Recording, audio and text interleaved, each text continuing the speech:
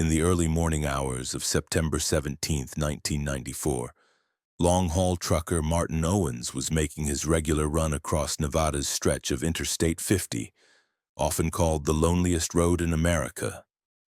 The 41-year-old veteran driver had been hauling freight between Salt Lake City and Sacramento for nearly 20 years, preferring the solitude of night drives when traffic was sparse and the desert temperatures more forgiving.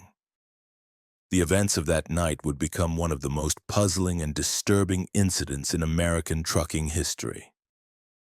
Owens had checked in with his dispatcher at 1:15 a.m. from a rest stop near Ellery, Nevada. His rig, a blue Peterbilt pulling a refrigerated trailer loaded with agricultural products, was running smoothly.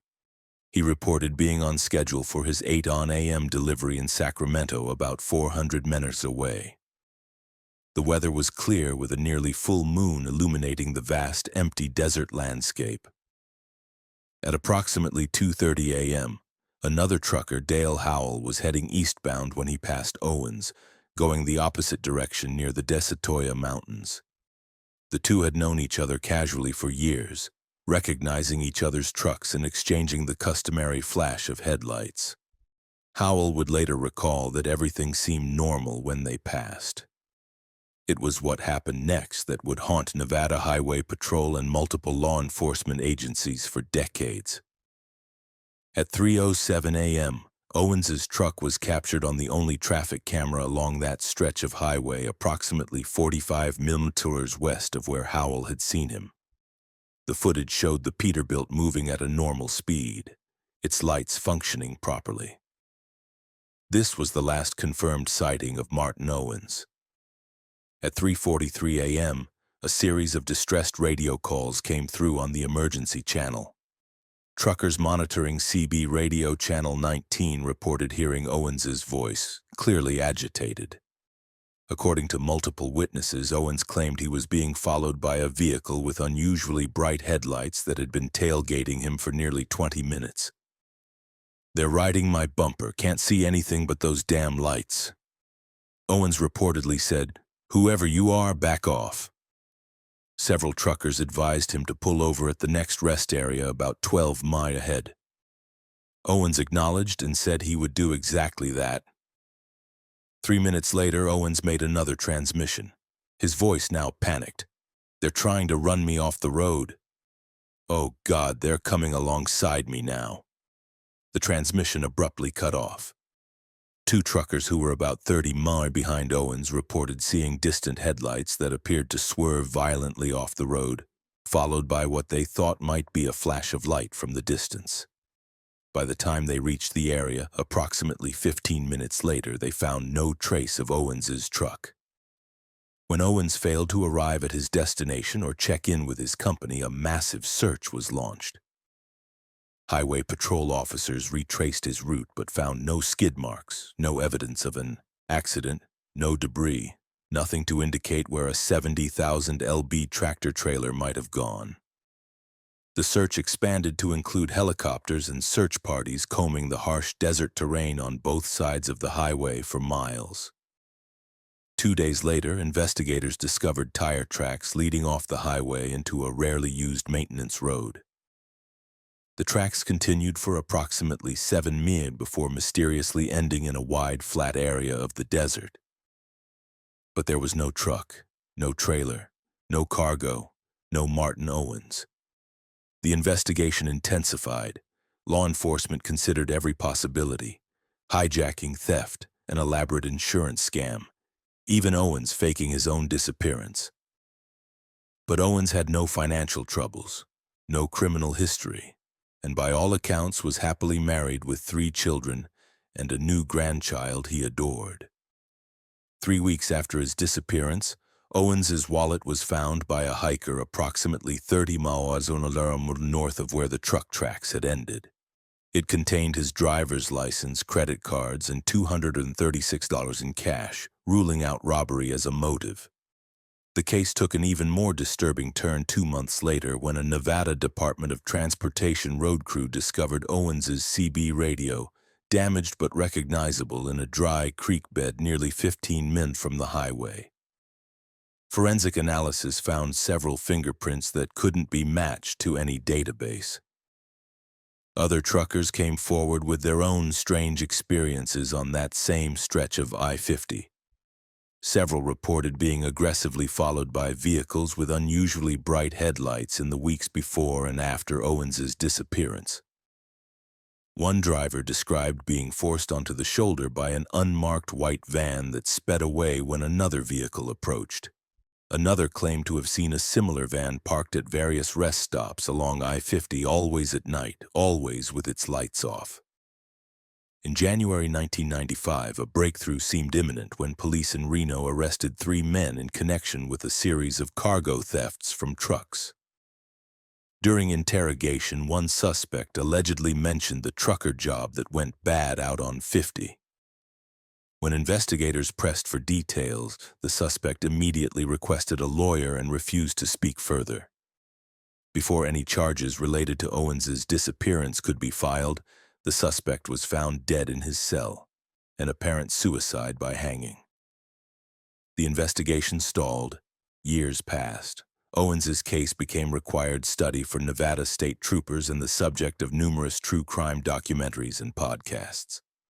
In 2006, a partial VIN plate believed to be from Owens's truck was discovered by a backcountry hiker in an abandoned mining site approximately 35 miles north of where he vanished.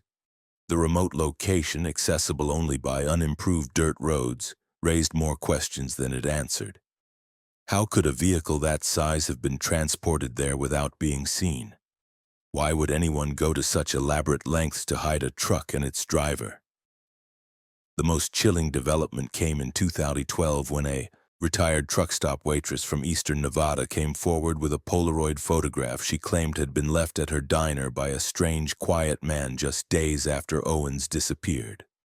The grainy image showed what appeared to be a blue Peterbilt, similar to Owens's truck, parked inside a large structure that resembled a hangar or warehouse. While the image was too blurry to confirm the truck's identity conclusively, forensic photography experts noted that the license plate area seemed to have been deliberately obscured. Martin Owens' family has never given up hope of finding answers.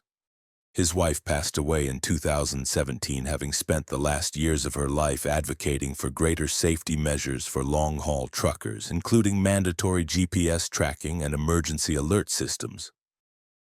The Nevada State Police still maintain an active file on the case.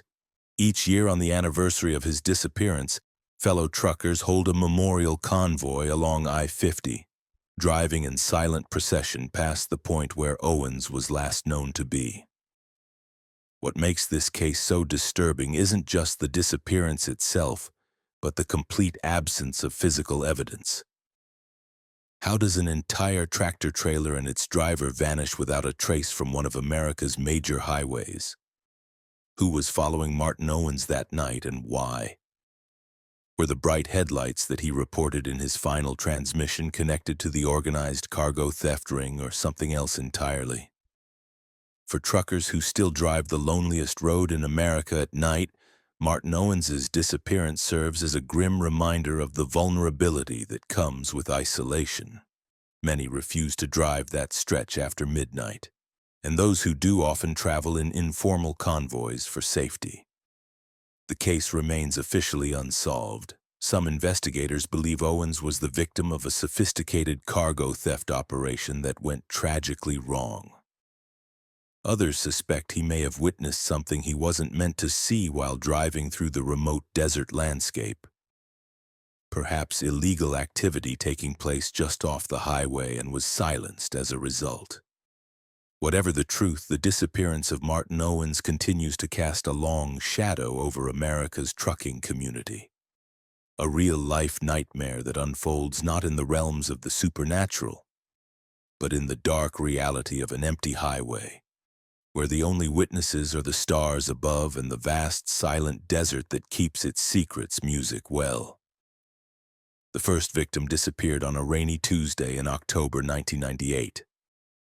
Thomas Malone, a 38-year-old trucker from Bakersfield, California, was making his regular haul from Los Angeles to Salt Lake City when he pulled into the Cactus Creek rest area along Highway 91 in southern Utah.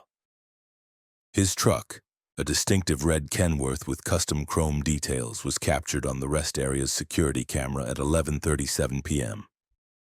By morning, the truck remained in the same spot. Driver's door slightly ajar, engine cold. Thomas Malone was nowhere to be found. Inside the cab, investigators found Malone's logbook with meticulous entries, his overnight bag still packed, and a half-finished cup of coffee. His wallet lay open on the passenger seat with $174 in cash untouched. There were no signs of struggle, no blood, no evidence of foul play.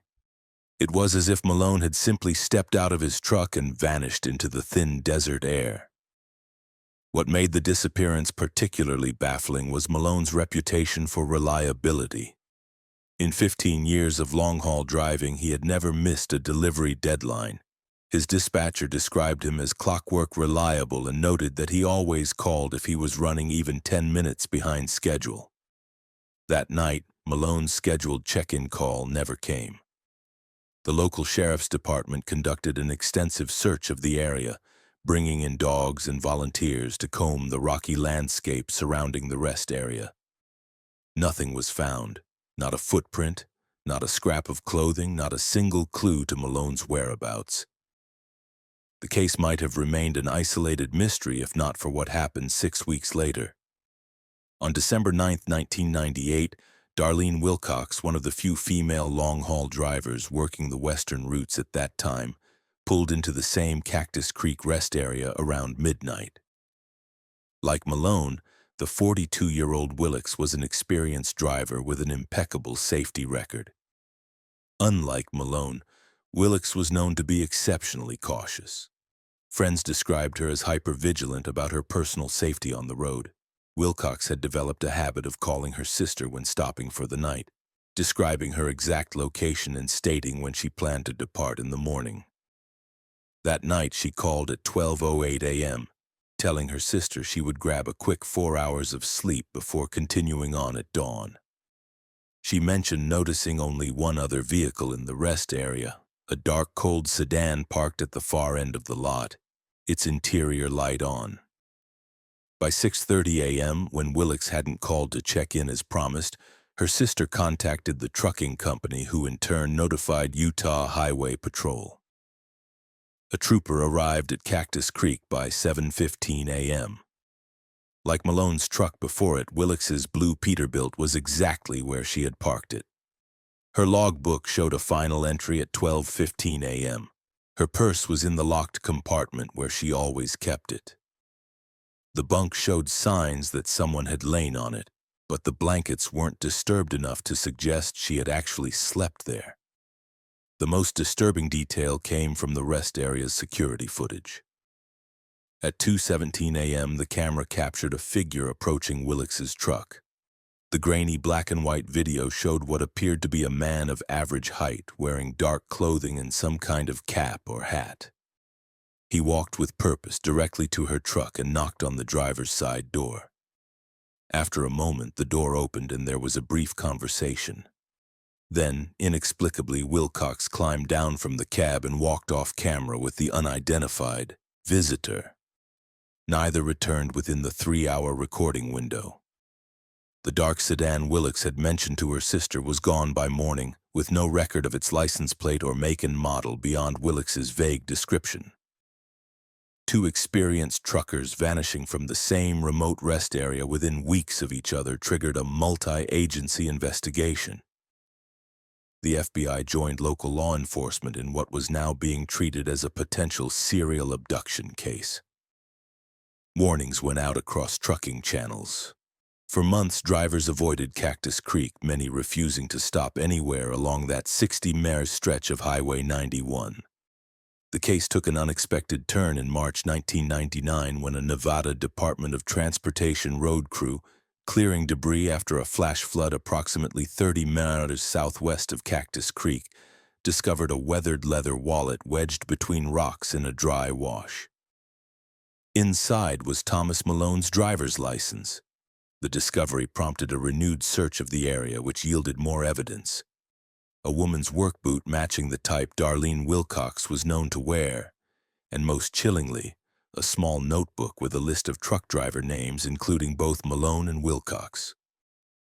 3 other names on the list had been crossed out. Investigators scrambled to identify and locate these individuals.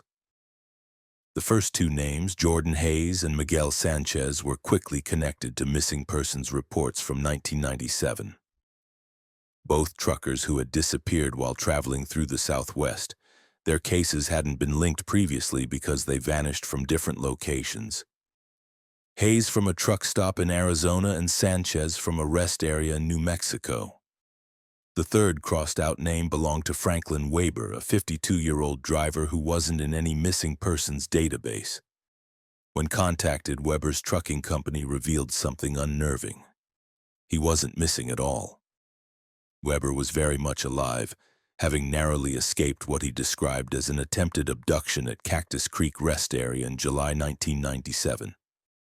Weber hadn't reported the incident to police, believing he would sound paranoid. According to his belated statement, he had been approached in the middle of the night by a man claiming to be a stranded motorist.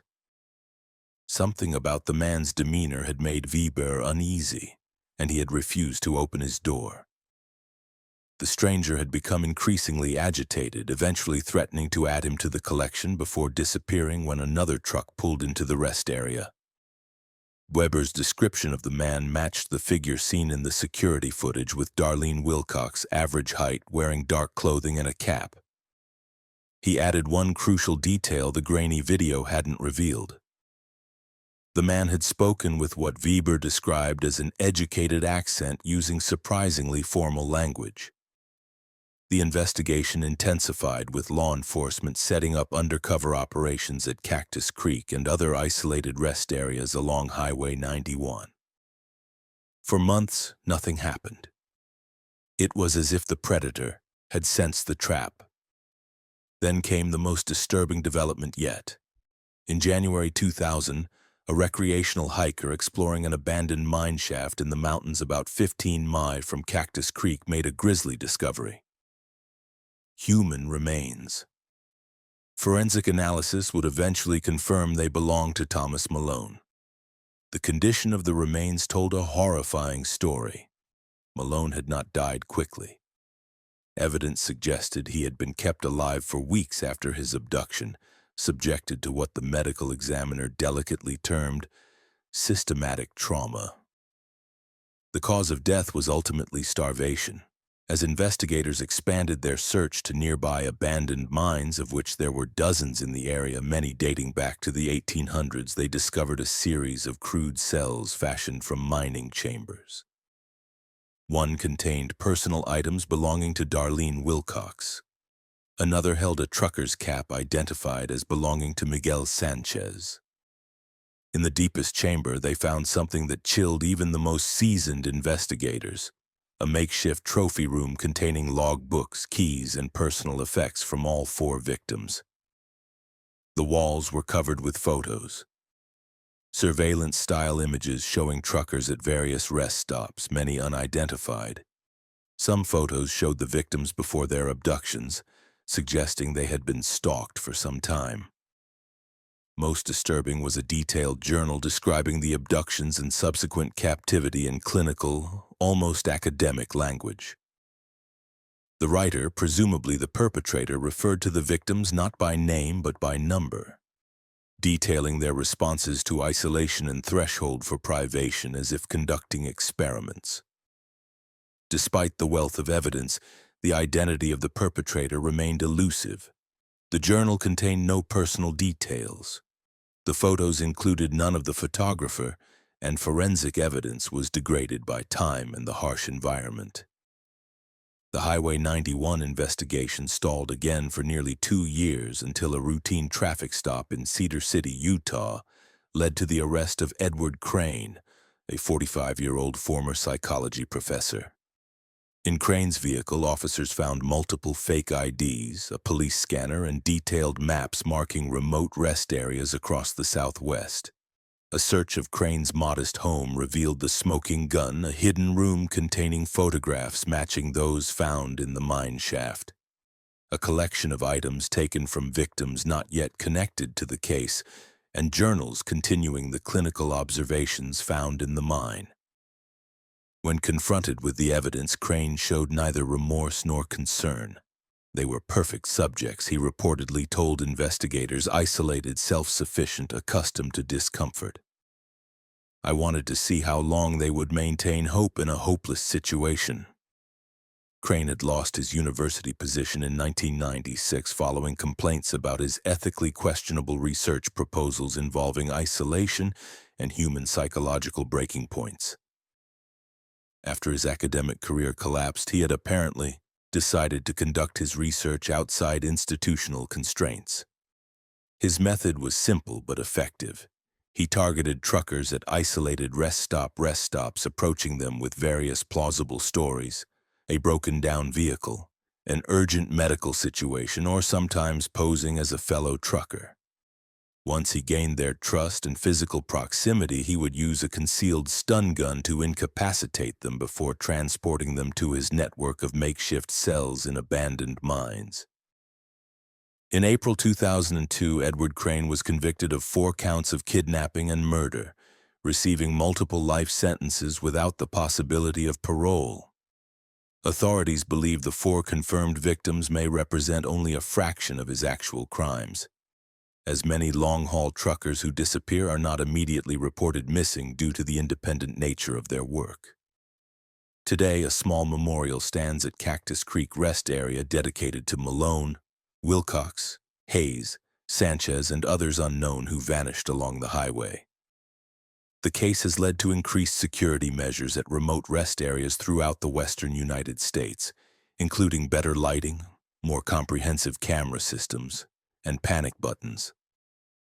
For truckers who still travel Highway 91 through the stark beauty of southern Utah, the memorial serves as a grim reminder of the vulnerability that comes with their profession. Many still refuse to stop at Cactus Creek after dark, referring to it simply as Dead Man's Curve, a nickname that has nothing to do with the road itself and everything to do with the predator who once hunted there. The Highway 91 abductions fundamentally changed how the trucking industry approaches driver safety, particularly for those driving overnight routes through isolated areas. But perhaps the most unsettling aspect of the case is how easily Crane exploited the culture of mutual aid that exists among long-haul truckers. Their willingness to help a stranded motorist or fellow driver, turning their best instincts into a fatal vulnerability. On the evening of March 12, 2005, veteran trucker Ray Simmons pulled his 18-wheeler into the Blue Mountain Truck Plaza off Route 219 in rural Pennsylvania. After 14 hours on the road, the 47-year-old was looking forward to a hot meal and a few hours of sleep before continuing his haul of machine parts to Buffalo. What Ray didn't know was that he was being watched, had been watched for the past 100 miles by someone who had singled him out for reasons that would only become clear in the aftermath of what happened next.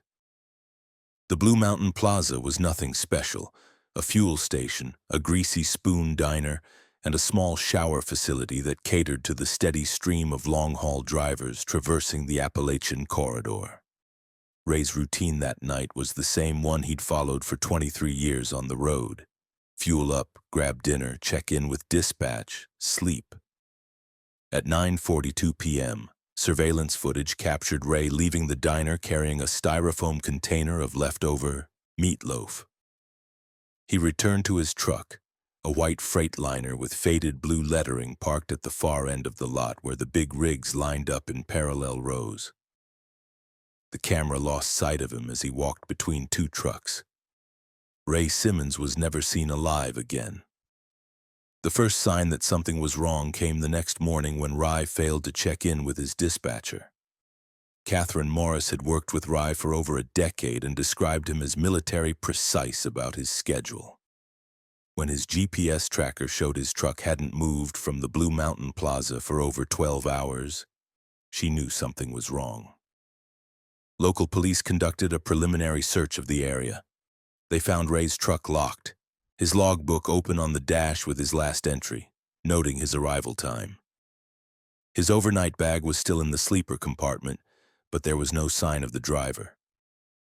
Most telling was the discovery of his dinner leftovers on the passenger seat, the food untouched. Whatever had happened, it had occurred before Rai had even entered his truck. What initially seemed like a possible medical emergency or walkway case took a dark turn 3 days later. A Pennsylvania Department of Transportation worker picking up trash along Route 219, approximately 7 miles north of the truck plaza, discovered Ray's wallet in a ditch. The cash and credit cards were still inside, but something had been added. A Polaroid photograph showing Ray, clearly unconscious, his hands bound with what appeared to be zip ties. The FBI joined the investigation, bringing in a team specializing in interstate crimes against transportation workers. As they reviewed security footage from the truck plaza, agents noticed something that local investigators had missed: a dark SUV that had entered the plaza shortly after Ray's arrival. The vehicle had circled the lot twice before parking near the edge of the camera's range. No one had exited the SUV on camera, and it had left approximately 40 minutes after Rai was last seen. The investigation might have stalled there if not for what happened 13 days after Ray's disappearance. Trucker Ela Corbett, 39, pulled into the same Blue Mountain Plaza around 10:30 p.m.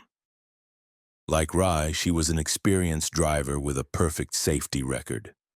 Unlike Rai, Corbett had developed a habit of photographing her truck at every stop, a practice she'd started after a minor hit-and-run incident years earlier. That night, while taking her usual pictures, Corbett noticed something unusual. Later, she would tell investigators, "I was snapping photos of my rig when I caught a flash of movement underneath the trailer parked next to mine. At first, I thought it was an animal, maybe a stray dog. But then I realized it was a person crawling on their belly between the wheels." Corbett immediately retreated to her truck, locked the doors, and called 911. By the time police arrived 17 minutes later, the lurker was gone. However, Corbett's photographs provided the first clear image of the suspect: man in his 30s or 40s wearing dark clothing and what appeared to be tactical-style gloves. Most unsettling was the object clearly visible in his hand, a telescoping rod with what looked like a wire loop at the end, similar to animal control catch poles used to snare aggressive dogs. Police issued an alert to all truck stops within a 100-mile radius. For weeks, patrol cars maintained a visible presence at the Blue Mountain Plaza and similar facilities along Route 29. The FBI released a composite sketch based on Corbett's photographs, which generated dozens of tips but no solid leads. Then in early May 2005, nearly 2 months after Ray Simmons vanished, a breakthrough came from an unexpected source. State police responded to a single vehicle accident on a rural road about 30 miles from the Blue Mountain Plaza. The driver, identified as Howard Keegan, 42, had lost control on a curve and crashed into a tree. When officers searched the vehicle, they found a disturbing collection of items: zip ties identical to those seen in the Polaroid of Ray, a telescoping catch pole, several syringes containing traces of a powerful sedative, and most damning of all, Ray Simmons' company ID badge. Inside a locked toolbox in the trunk, investigators discovered more Polaroids. Dozens of them showing not just Ray Simmons but 5 other men, all appearing unconscious or semi-conscious in similar poses. One of the photographs revealed a partial interior that forensics experts would later identify as a specific type of utility van. A search of property records led police to an abandoned dairy farm owned by Keegan's deceased uncle. There, in a converted milk house with reinforced doors and blacked-out windows, they found the horrifying answer to what had happened to Ray Simmons and presumably the other men in the photographs. The concrete-floored room contained a metal-framed bed bolted to the floor with restraint points at each corner. A drain had been installed in the center of the room. Forensic teams recovered hair and blood samples from multiple individuals, including Ray. On a workbench, investigators discovered notebooks filled with detailed surveillance notes on dozens of truckers, including their routes, schedules, and habits. Howard Keegan survived the crash but suffered serious head trauma. When he regained consciousness in the hospital under police guard, he was unable or unwilling to speak. Neurologists confirmed he had suffered damage to areas of his brain associated with speech and memory. Whether genuine or feigned, Hagen's silence meant that many questions about his crimes would remain unanswered. What investigators pieced together from evidence painted a methodical predator who had developed a system for hunting long-haul truckers. Keegan would identify potential victims at truck stops, follow them to determine their habits, then lie in wait.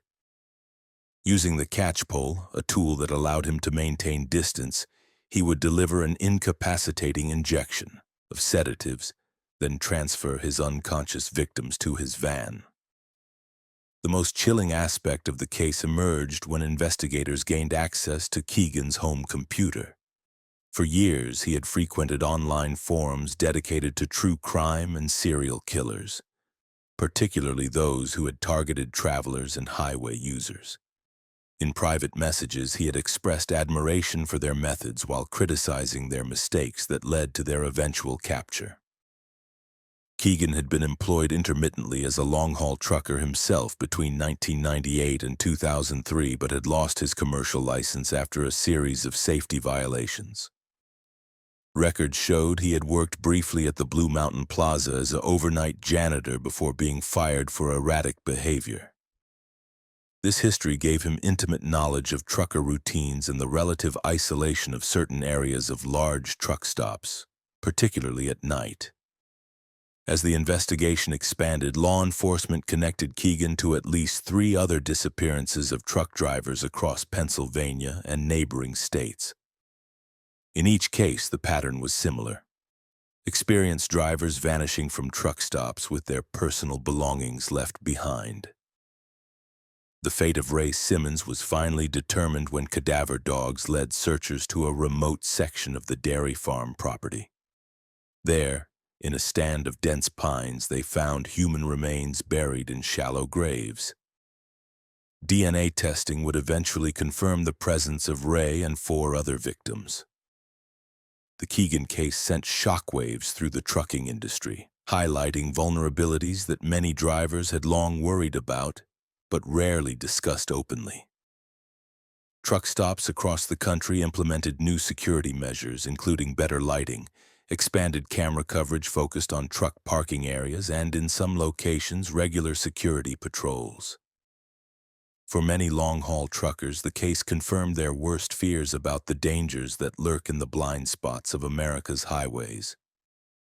The solitude that many drivers cherish became something more ominous. Isolation that could make them targets. Female truckers like Elaine Corbett, whose quick thinking and photography habit had helped break the case, reported feeling especially vulnerable. In response, trucking companies developed new protocols, including regular check-in requirements and panic buttons in newer trucks. Many drivers began traveling in loose convoys, maintaining radio contact with colleagues even during rest periods. The buddy system, once mainly used by rookies, became standard practice for veterans as well. Howard Keegan never stood trial for his crimes. In October 2006, while awaiting competency evaluation at a secure medical facility, he used a sharpened plastic utensil to open an artery in his arm. He left no suicide note, taking whatever twisted motivations had driven him to his grave. The Ray Simmons Memorial Fund was established by his former employer to help improve safety conditions for long-haul drivers. Every year on the anniversary of his disappearance, truckers passing the Blue Mountain Plaza sound their horns in a solemn tribute that echoes across the Appalachian foothills. Today, a simple stone marker stands in the truckers' lounge at the plaza, bearing the names of the confirmed victims and a quote chosen by Ray's widow. The road is long, but they are not forgotten. For veteran drivers who still traverse Route 219 through the rolling Pennsylvania countryside, the Blue Mountain Plaza serves as a grim reminder of the vulnerability that comes with life on the road. Many still refuse to park in the far section of the lot, referring to it as the blind spot, a term that has nothing to do with mere visibility and everything to do with the predator who once hunted there, selecting his victims from the shadows between the trucks. The case of the Route 219 stalker fundamentally changed how the trucking industry approaches driver safety, particularly during overnight rest periods. But perhaps most unsettling is how effectively Keegan exploited the truckers' world, using their necessary routines and isolation against them, turning the essential rest stop into a hunting ground. Law enforcement agencies now include truck stops in regular patrol routes, and FBI training includes specific modules on crimes targeting transportation workers. But for those who drive the long, lonely stretches of America's highways, the legacy of Howard Keegan is a constant reminder that sometimes the greatest danger isn't the road ahead, but what or who might be watching from the blind spot. Music. In the pre-dawn darkness of November 18, 2008, Victor Reese navigated his 18-wheeler along the winding roads of Montana's Bitterroot Range. The 53-year-old trucker from Spokane was hauling industrial refrigeration equipment to Missoula, taking a lesser-used mountain route, Highway 472, to avoid construction delays on the main interstate.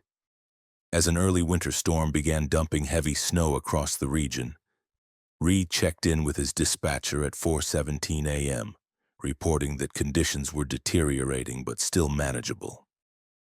"Visibility is down to about 50 yards," he said over the crackling CB radio. "But I've got chains on and I'm making decent time. Should clear Deadfall Canyon before the worst hits." It was the last communication anyone would have with Victor Reese for the next 72 hours. Hours that would become the focus of one of the most disturbing and baffling incidents in American trucking history. When Reese failed to arrive at his scheduled delivery in Missoula by noon, his employer, Northwestern Logistics, began standard protocols for a delayed driver. They attempted to reach him by radio and cell phone, neither of which received a response. The truck's onboard GPS tracking system showed it had stopped moving at approximately 5:30 a.m. in a remote section of Highway 472 that cuts through Deadfall Canyon, a steep-walled ravine notorious among local drivers for poor cell reception and treacherous winter conditions. By 3:05 p.m., with no word from Reese and the GPS showing no movement for over 9 hours, Northwestern Logistics contacted the Montana Highway Patrol. Given the severe weather conditions, authorities suspected Reese had either pulled over to wait out the storm or possibly slid off the road. A patrol unit was dispatched, but had difficulty reaching the location due to rapidly accumulating snow. By nightfall, with conditions deemed too dangerous for continued search efforts, the operation was suspended until morning. The following day, as the storm cleared, search and rescue teams accessed Highway 472 from both ends. At 11:23 a.m., they located Reese's truck, a white Kenworth T680 with Northwestern Logistics markings, parked in a small turnout approximately halfway through Deadfall Canyon. The engine was off, the doors were locked, and there was no sign of the driver. What investigators found inside the truck would only deepen the mystery. Reese's logbook was open on the dash, with his last entry noting poor visibility and his decision to wait out the worst of it. His wallet, containing $237 in cash and all his credit cards, was in the center console. His insulated jacket was still hanging on the back of the driver's seat. Most puzzling was his cell phone plugged into the charger with several missed calls from his employer and family. There were no signs of struggle or foul play inside the cab. The only unusual element was a half-eaten breakfast sandwich and a thermos of coffee that had spilled across the passenger seat, suggesting Reese may have left the vehicle in haste. Outside, investigators found boot prints in the snow leading from the driver's side door toward the edge of the turnout, where they abruptly disappeared at the guardrail overlooking a steep wooded slope. Despite an extensive search of the canyon below, including the use of cadaver dogs, no trace of Victor Ree was found, as news of the disappearance spread through the tight-knit trucking community. An unexpected development brought investigators a potential lead. Janet Howell, a 45-year-old trucker from Idaho, contacted authorities after seeing a news report about Ree. Howell had been driving the same route in the opposite direction during the storm, and had stopped at the same turnout around 5 a.m. to secure a shifting load. I was struggling with the straps in the snow when headlights came around the bend. Howell later told investigators, "It was a relief to see another vehicle. That road gets lonely, especially in bad weather." The truck pulled into the turnout behind me, and I figured it was another driver waiting out the storm. Howell described finishing her work and climbing back into her cab. As she prepared to pull out, she noticed something that struck her as odd. A smaller vehicle, possibly an SUV, had pulled in behind the second truck. Through the swirling snow and darkness, she could make out what appeared to be a flashing light on its roof. "I assumed it was road maintenance or maybe a highway patrol car," she said. I didn't think much of it at the time. The weather was getting worse by the minute, and I was focused on getting through the canyon before it became impassable. What Howell observed was potentially the last documented sighting of Victor Ree and his truck. The timeline matched the GPS data, showing when Reese's vehicle had stopped moving. But her account raised troubling questions. No official vehicles, highway patrol, maintenance, or emergency services had been dispatched to that area until later that afternoon. If the vehicle with the flashing light wasn't an official responder, who was it?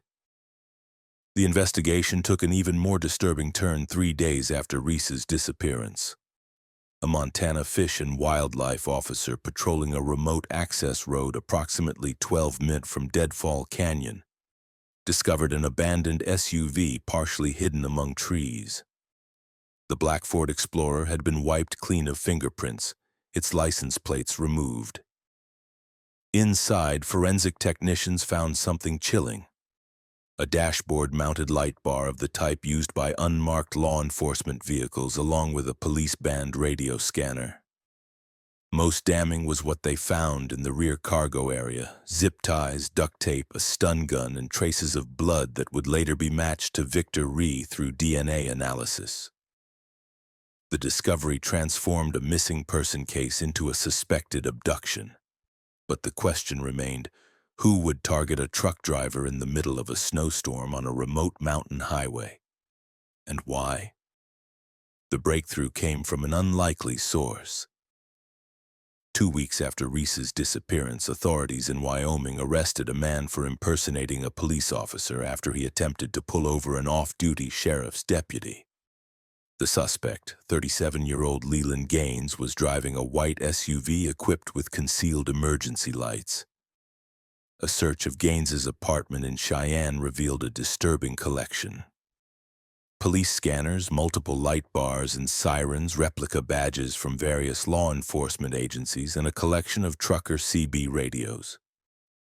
Most significant was Gaines's laptop, which contained a folder labeled Routes, with detailed information on remote highways across 5 states, including notes on cell coverage, dead zones, and typical patrol schedules. Another folder labeled Drivers contained surveillance photos of multiple truck drivers, including Victor Ree, along with information about their regular routes and schedules. As investigators dug into Gaines's background, a troubling picture emerged. The former security guard had applied to multiple police departments over the years, but had been rejected each time during psychological evaluation stages. He had accumulated an extensive collection of police memorabilia and spent hours listening to scanner traffic. Neighbors described him as obsessed with law enforcement and noted that he often wore tactical clothing and drove vehicles that resembled unmarked police cars. When confronted with evidence linking him to the Deadfall Canyon incident, Gaines initially denied any involvement.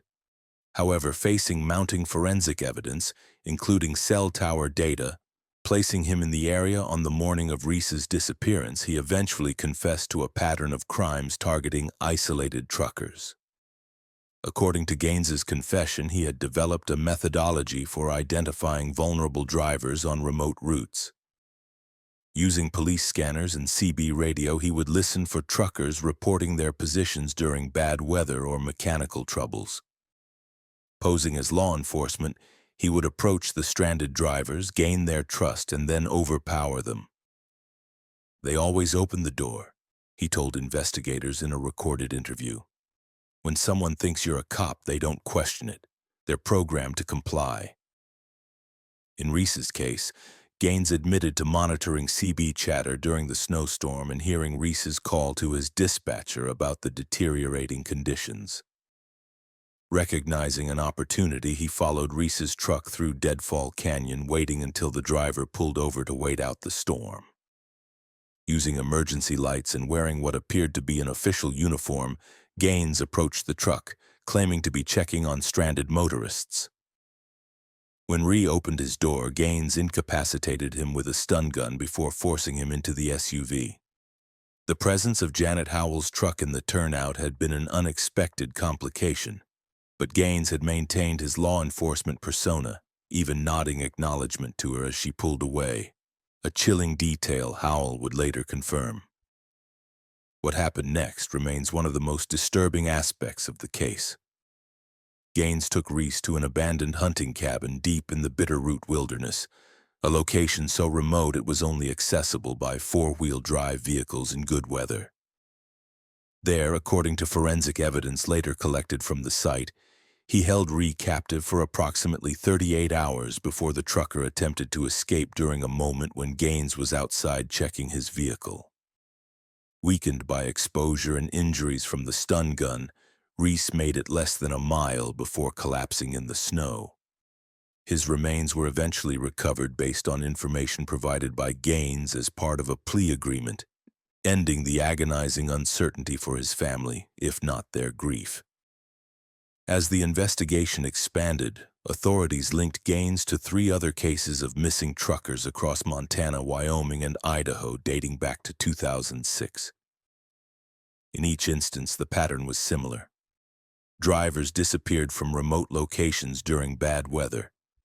Their trucks found abandoned but intact with few clues to their fate. In July 2009, Leland Gaines pleaded guilty to 4 counts of kidnapping and murder, receiving multiple life sentences without the possibility of parole. During sentencing, the judge described his crimes as predatory in the most calculating sense, noting the extraordinary measures Gaines had taken to target victims who were isolated and vulnerable. The Deadfall Canyon incident and subsequent investigation fundamentally changed security protocols within the trucking industry. Companies implemented enhanced GPS tracking systems that could detect unusual stops and trigger automatic alerts. Many carriers began requiring check-in calls when drivers stopped in remote areas, regardless of weather or time of day. Some outfitted their fleets with dashboard cameras that activated when someone approached the truck. Perhaps most significantly, the case prompted a nationwide advisory to commercial drivers about verifying the identity of anyone claiming to be law enforcement, particularly in isolated areas. The trust but verify protocol, calling dispatch to confirm the legitimacy of an officer before opening doors, has become standard practice among long-haul truckers. For those who still drive the mountain routes of the northern Rockies, particularly Highway 472 through Deadfall Canyon, Victor Reese's story serves as a somber reminder of the unique vulnerabilities faced by those who keep America's supply chains moving through the most isolated corners of the country. A small memorial plaque now stands at the turnout where Ree was last seen, bearing his name and the names of Gaines's other victims. Truckers passing through often stop briefly to leave small tokens, coins, keychains, or truck miniatures. A gesture of solidarity with a fellow driver who never made it home. The legacy of the Deadfall Canyon incident lives on in the changed practices of an entire industry, and in the heightened awareness among truckers that sometimes the greatest dangers on America's highways have nothing to do with road conditions or mechanical failures, but with the predators who understand and exploit the solitary nature of their profession. As veteran trucker Janet Howell, whose chance encounter placed her unwittingly at the edge of a nightmare, would later observe, "We're the most visible invisible people in America. Everyone sees our trucks, but few people think about the vulnerable human being inside that cab. Often alone, often in the middle of nowhere, just trying to do their job." On the moonless night of July 8, 2011, 36-year-old trucker Darren Wilkins pulled his rig into the Ocado rest area along Interstate 10, about 80 miles east of Tucson, Arizona.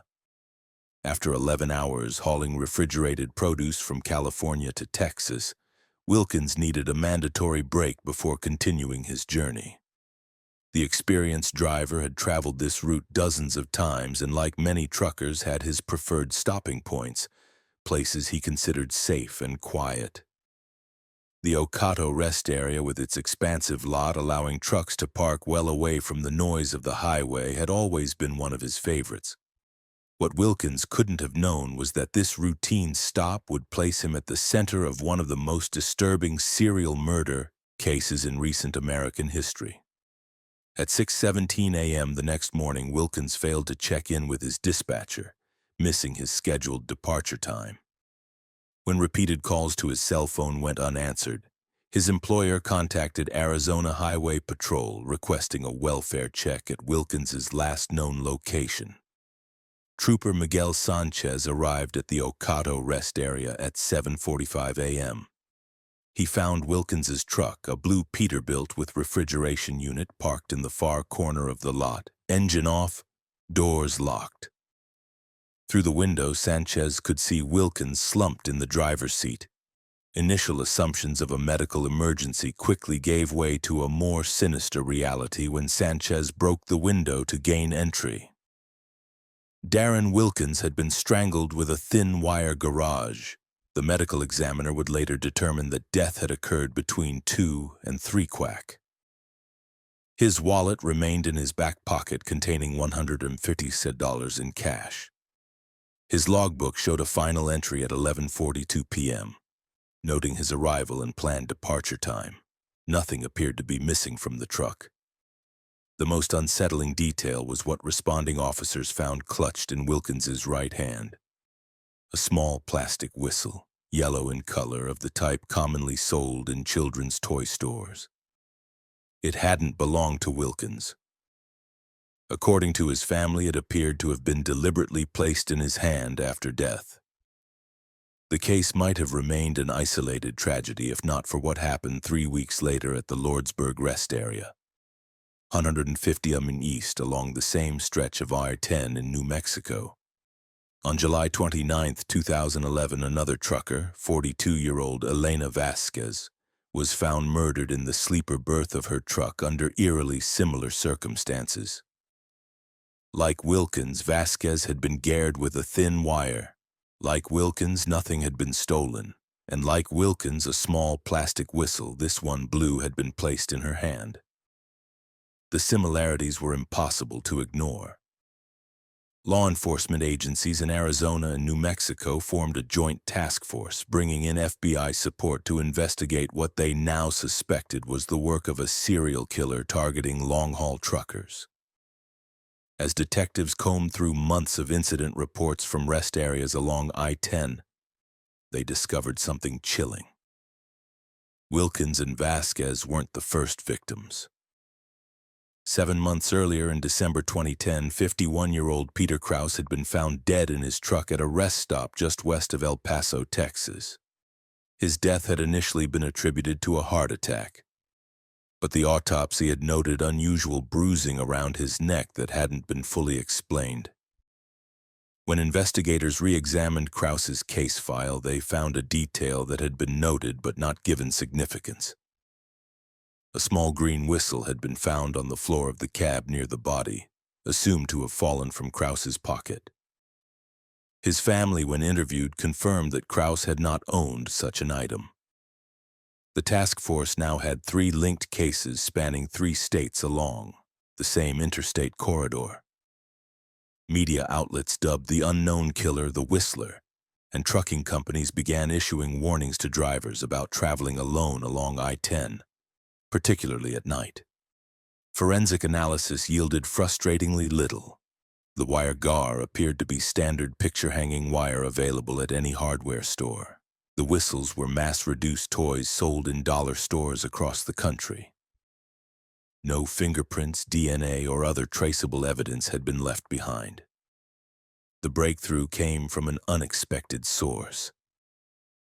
Following a news conference about the murders, a truck stop employee in Las Cruces, New Mexico, contacted authorities with information that would fundamentally change the investigation. Melissa Torres, a night shift cashier at the Roadrunner Truck Plaza, reported that in the weeks before Vasquez's murder, she had observed a peculiar interaction. A man driving a white panel van with Arizona plates had approached several truckers in the parking lot, offering to sell them security devices for their rigs, supposedly small alarms that would trigger if anyone tried to break into the cab while they slept. He seemed to specifically target drivers who were alone. Torres told investigators he'd watched the lot from his van, then approached them as they were heading back to their trucks for the night. Torres had found the man suspicious enough that she'd written down his license plate number and kept it in her wallet. That number led authorities to Raymond Mercer, a 47-year-old former security system installer living in Tucson. When detectives ran Mercer's name through law enforcement databases, they discovered a history of minor offenses, mostly petty theft, and one charge of impersonating a security guard that had been dropped when the complainant failed to appear in court. More significantly, they found that Mercer had been fired from his job at a home security company 3 years earlier, after customers complained about his increasingly erratic behavior and inappropriate comments about their personal safety.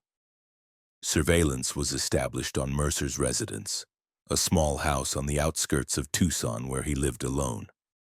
Detectives observed him making regular trips along I-10, stopping at rest areas and truck stops, apparently watching the comings and goings of vehicles. On August 18, 2011, they observed him approach a female trucker at the Picacho Peak rest area carrying what appeared to be a small electronic device. After a brief conversation, the trucker declined whatever he was offering and returned to her vehicle.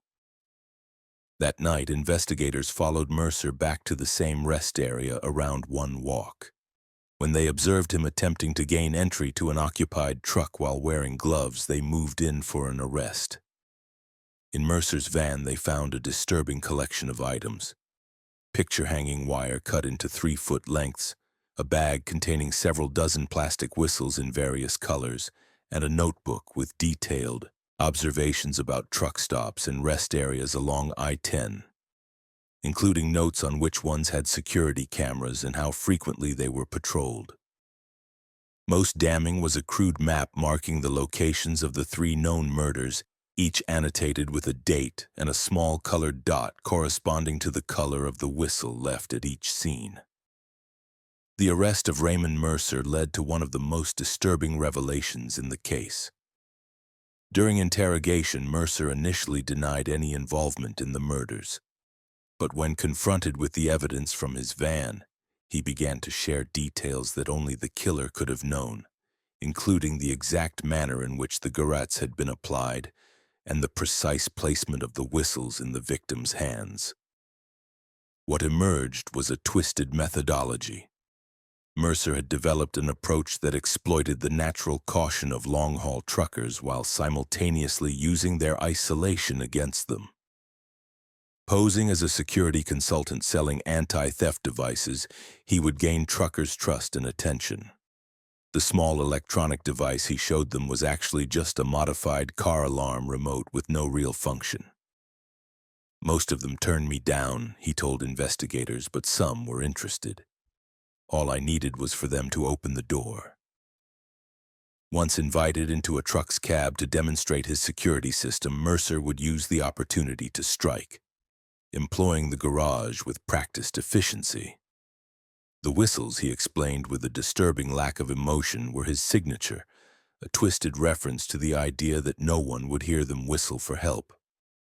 Forensic analysis of Mercer's home computer revealed something even more chilling.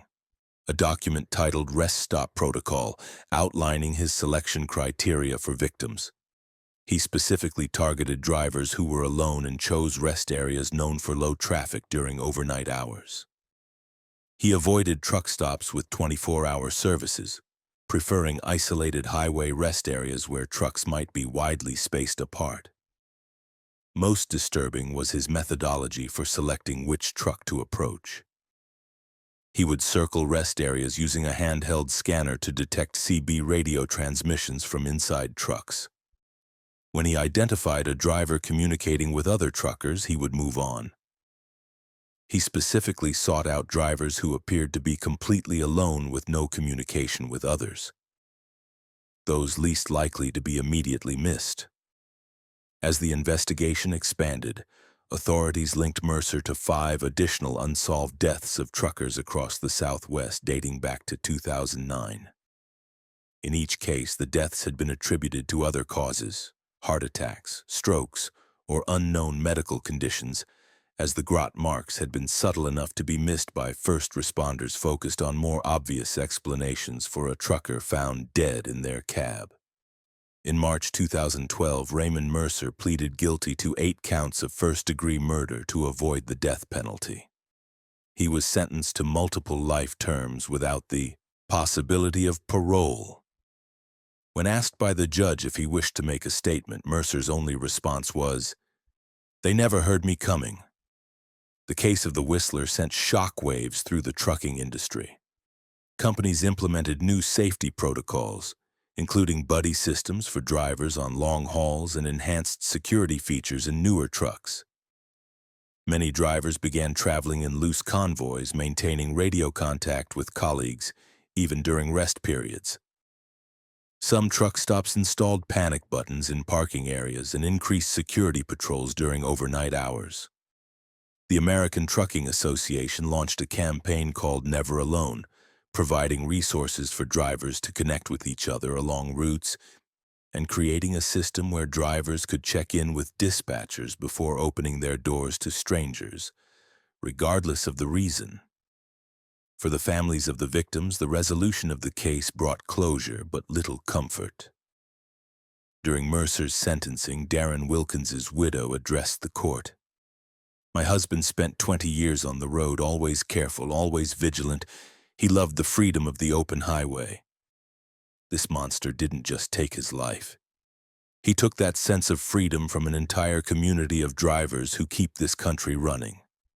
Today, a small memorial stands at the Okato rest area where Darren Wilkins spent his final hours. Truckers passing through often sound their horns in tribute, a gesture that has become known among drivers as the Wilkins warning, a reminder to remain vigilant even in the most familiar places. The I-10 corridor from California to Texas remains one of the busiest freight routes in America. At night, the rest areas still fill with trucks as drivers take their mandatory breaks. But in the years since the arrest of Raymond Mercer, something has changed. Drivers cluster their rigs closer together. Lights remain on in cabs that once would have gone dark. And on the CB radio, a new sign-off has become common among truckers heading to rest. Keep your doors locked and your whistles ready. The case of the I-10 rest stop murders fundamentally altered how an entire industry thinks about personal safety. For the hundreds of thousands of men and women who make their living on America's highways, the legacy of the Whistler is a heightened awareness that sometimes the greatest dangers aren't found on the road itself, but in the seemingly safe places where they stop along the way. As veteran trucker and safety advocate Eleanor Martinez puts it, "Before Mercer, we worried about accidents, weather, mechanical failures. Now we know there's a different kind of hazard out there. people who see our solitude as vulnerability. The open road will never feel quite the same. Music again. On the evening of February 3, 2011, Michael Kaufman's 18-wheeler crested a gentle rise on Highway 37 just north of Harbor Springs, Michigan. The 44-year-old veteran driver was hauling automotive parts from Detroit to a manufacturing plant in the Upper Peninsula, a route he'd traveled at least twice monthly for the past decade. What happened in the next 15 minutes would become one of the most harrowing survival stories in American trucking history, and expose a terrifying truth that would change highway safety protocols across the northern United States. The night was clear but bitterly cold, with temperatures hovering around 15 degrees F. Kaufman's logbook, recovered later, showed he'd made good time despite the harsh winter conditions, keeping a steady pace of just under the speed limit. At 9:47 p.m., he radioed a routine check-in to his dispatcher, reporting all systems normal and estimating his arrival at his destination by 2 walk. The Harbor Springs Bridge, spanning a deep ravine about 70 ft above the frozen Pine River, was a familiar landmark for Kaufman, a concrete and steel structure built in the 1970s and recently inspected. According to state records, as he approached the bridge at approximately 9:52 p.m., his dash camera captured what appeared to be perfectly clear roads. What the camera couldn't detect was the nearly invisible sheet of black ice that had formed across the bridge's surface, the result of a unique and deadly combination of factors that engineers would later determine had created the perfect conditions for disaster. The first indication of trouble came when Kaufman's truck began to slide ever so slightly to the right. The dash camera's audio picked up his quick intake of breath, followed by the sound of him shifting gears to reduce speed, a veteran driver's instinctive response. For 3 seconds, it appeared he had controlled the slide. Then the trailer began to jackknife. The next 20 seconds of footage show Kaufman fighting to regain control as the massive vehicle slid sideways across both lanes. His training evident, he turned into the skid while avoiding sudden braking that would have accelerated the jackknife. For a moment, it seemed he might regain control. That hope vanished when the trailer struck the bridge's right guardrail at an angle. The impact, while not catastrophic, was enough to compromise the already weakened section of railing, a critical detail that would become central to the subsequent investigation. What should have been a standard guardrail impact turned into something far more deadly when a 10ft section of the railing collapsed outward. The trailer's momentum carried it toward the newly created gap, dragging the cab with it.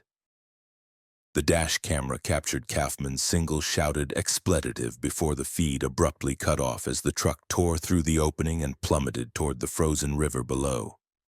By all rational expectations, Michael Kaufman should have died that night. The truck's cab struck the ice-covered river with catastrophic force, partially breaking through the surface before coming to rest at a precarious angle.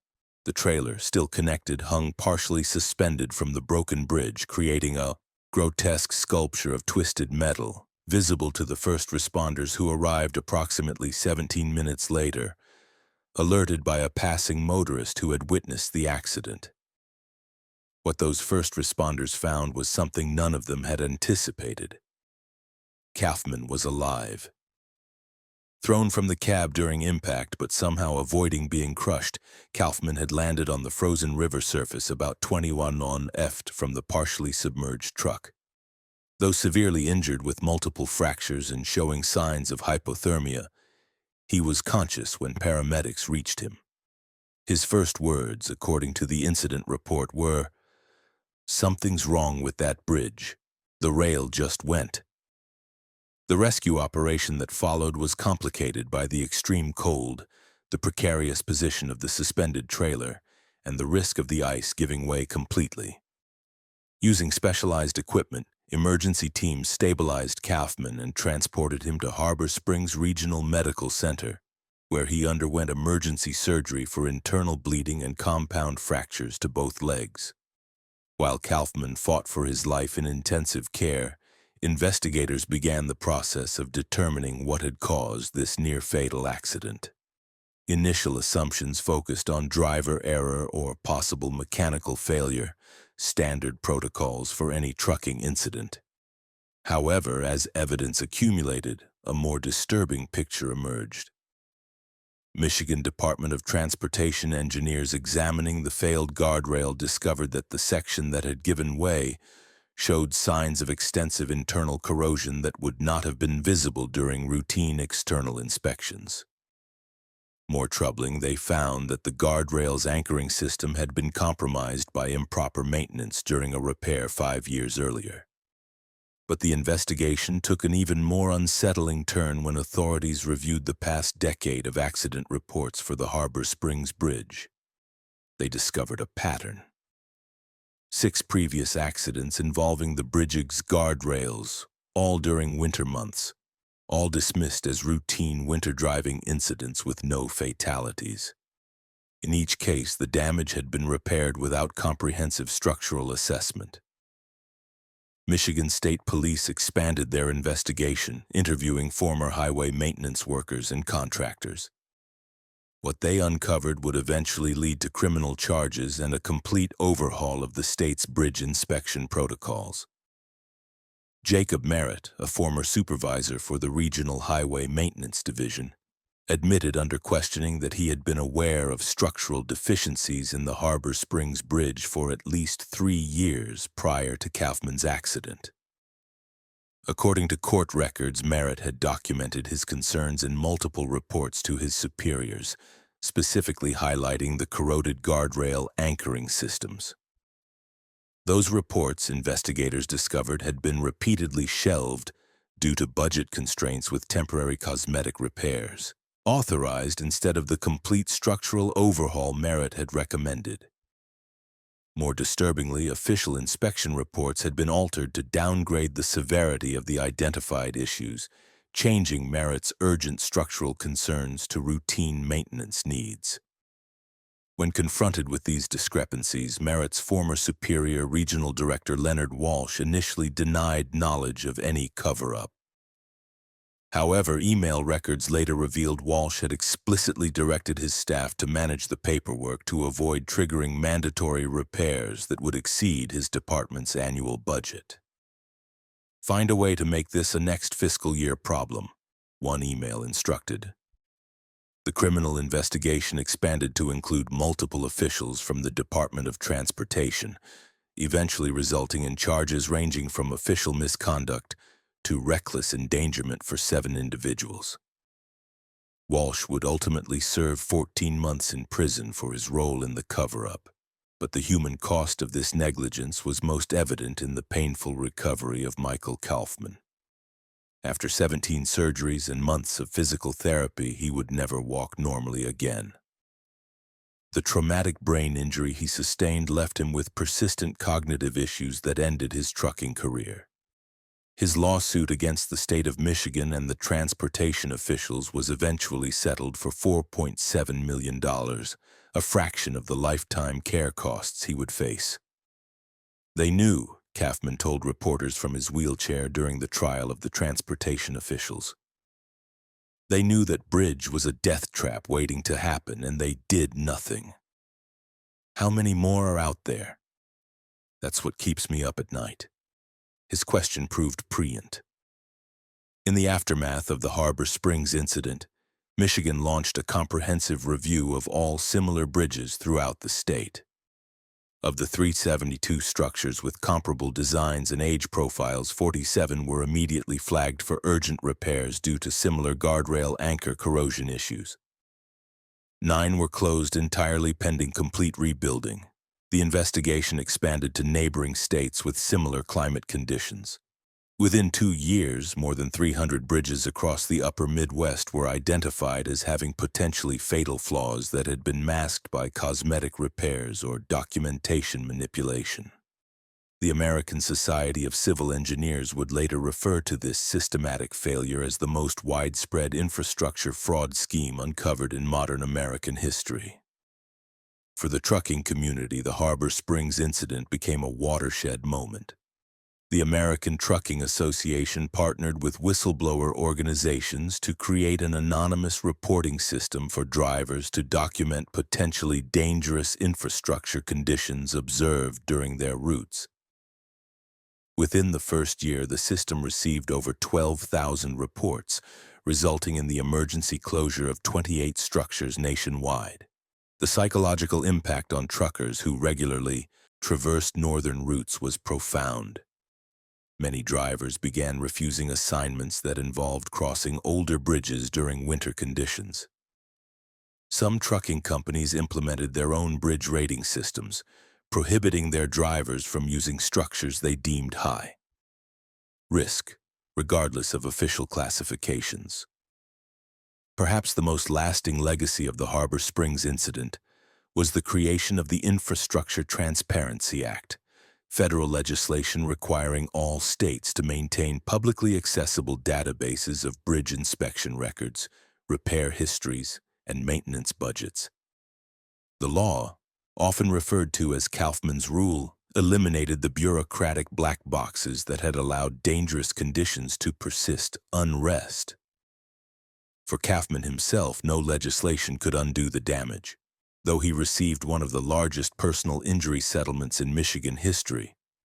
No amount of money could restore his health or his career. In the years following the accident, he became an outspoken advocate for infrastructure safety, testifying before Congress and appearing at transportation safety conferences despite his ongoing health struggles. "Every truck driver knows there are risks that come with the job," Kaufman said during congressional testimony. "Weather, long hours, other drivers making bad decisions. We accept those risks. What we can't accept is driving across bridges that transportation officials know are dangerous. That's not a risk, that's a betrayal." Today, a small memorial plaque stands at the approach to the rebuilt Harbor Springs Bridge, which was completely reconstructed with modern safety features in 2015. The plaque bears no dramatic language, simply stating, "Drive with caution. Remember February 3, 2013 for truckers familiar with the story." No further explanation is necessary. The Harbor Springs incident fundamentally changed how America approaches infrastructure maintenance, particularly in regions subject to extreme weather conditions. The case study is now required reading for civil engineering students across the country, with the dash camera footage used in training programs to illustrate how quickly disaster can strike when infrastructure fails. For those who drive America's highways for a living, particularly through the harsh northern winters, the lessons of Harbor Springs have become part of the profession's collective consciousness. Drivers approaching bridges in winter conditions often still radio a simple message to those behind them: "Watch for black ice. Remember Kaufman." The true horror of the Harbor Springs Bridge incident lies not in the dramatic plunge of a truck from a collapsing guardrail, but in the cold calculation of officials who repeatedly chose budget considerations over human lives, and in the unsettling question that lingers for every driver on America's aging highways: how many other betrayals of public trust remain undiscovered, waiting for the next heavy vehicle, the next patch of black ice, the next Michael Kaufman who might not be lucky enough to survive? On August 17, 2018, Teresa Blackwell pulled her 18-wheeler onto Interstate 5 just north of Redding, California. The 39-year-old trucker from Eugene, Oregon was hauling medical supplies to Sacramento, a route she'd driven dozens of times in her 15-year career. What began as a routine summer haul would soon transform into one of the most harrowing survival stories in modern American trucking history. The summer of 2018 had been particularly brutal for California wildfires. Drought conditions combined with record-breaking temperatures had created a tinderbox throughout much of the state. By mid-August, firefighters were battling 17 active fires, stretching emergency resources to their breaking point. The largest, the Mendocino Complex fire, had already consumed over 350,000 acres, but media attention had largely focused on the more populated areas under threat. Less widely reported was the Cedar Creek fire, which had been smoldering in the mountains west of I-5 near the Oregon-California border. Initially categorized as a moderate threat, burning in remote forest land, it had been assigned limited resources as firefighters prioritized blazes threatening more densely populated areas. That assessment changed dramatically on the morning of August 17th, when unexpected wind shifts drove the Cedar Creek fire toward the interstate with shocking speed. By noon, the fire had grown from 8,000 acres to over 25,000, outpacing the ability of fire authorities to issue timely warnings to travelers along I-5. Blackwell's truck was one of approximately 60 vehicles, including 7 other commercial trucks that found themselves caught in a 20-mile stretch of highway that would soon become a corridor of fire. The first indication of trouble came when she noticed an unusual haze developing to the west, dulling the typically crisp summer skyline of the Shasta Trinity National Forest. "Something's not right with that smoke pattern," she commented to another trucker over the CB radio. The response would later prove tragically prophetic. "Winds shifting. If that's coming our way, we're in trouble." By 1:30 p.m., the situation deteriorated rapidly. Blackwell's dash cam, recovered later, captured the alarming transformation of the environment around her truck. In less than 20 minutes, visibility dropped from clear conditions to less than a 4-mile as smoke engulfed the highway. Embers began raining down on the road, carried by winds that had intensified to nearly 50 mph. At 1:47 p.m., Blackwell's dash cam recorded her slowing the truck as brake lights appeared ahead. Traffic had completely stopped. Through her windshield, she could see California Highway Patrol officers frantically directing vehicles to pull to the shoulders. One officer, barely visible through the thickening smoke, was shouting instructions through a bullhorn. "They're saying the fire jumped the ridge." A panicked voice reported over the CB, "It's coming straight for the highway." The recording captures Blackwell's response, her voice steady despite the escalating danger. "Everyone stay calm. We've got concrete under us and clearing on both sides of the road. If we stay in our vehicles, we should be okay." Her assessment, while logical, failed to account for the extraordinary intensity of the approaching firestorm. By 2:00 p.m., the main front of the Cedar Creek fire reached the highway embankment. Winds gusting over 60 mph pushed the flames upslope with explosive force, creating a phenomenon fire scientists call a flamed tsunami. A massive wall of fire moving faster than a person can run. Blackwell's dash cam recorded the moment of impact as the fire front struck the line of stranded vehicles. In seconds, visibility dropped to near zero as superheated smoke enveloped the highway. Through the darkness, flashes of intense orange illuminated trees exploding into flames along both sides of the road. The temperature inside Blackwell's cab, according to her truck's environmental sensors, spiked from 92 degrees to over 120 within minutes. What followed was 45 minutes of sustained terror that survivors would later struggle to describe. With nowhere to go and no way to drive out of the inferno, the stranded travelers could only hunker down in their vehicles and hope the fire front would pass before the intense heat became lethal. For Blackwell, whose training included emergency protocols for various road hazards, the situation demanded immediate action. Her truck's dash cam and the recovered audio from her cab recorder documented her methodical response to the escalating crisis. First, she used her truck's built-in radio to broadcast clear instructions to nearby truckers. "Shut down engines. Fire will consume oxygen and could suffocate engines. Save batteries for emergency measures. Close all vents. Use water to dampen any cloth you can find and cover your face." Then she took inventory of her own resources, 2 gallons of drinking water, an emergency breathing mask from her hazmat kit, and the relative protection of her well-insulated cab.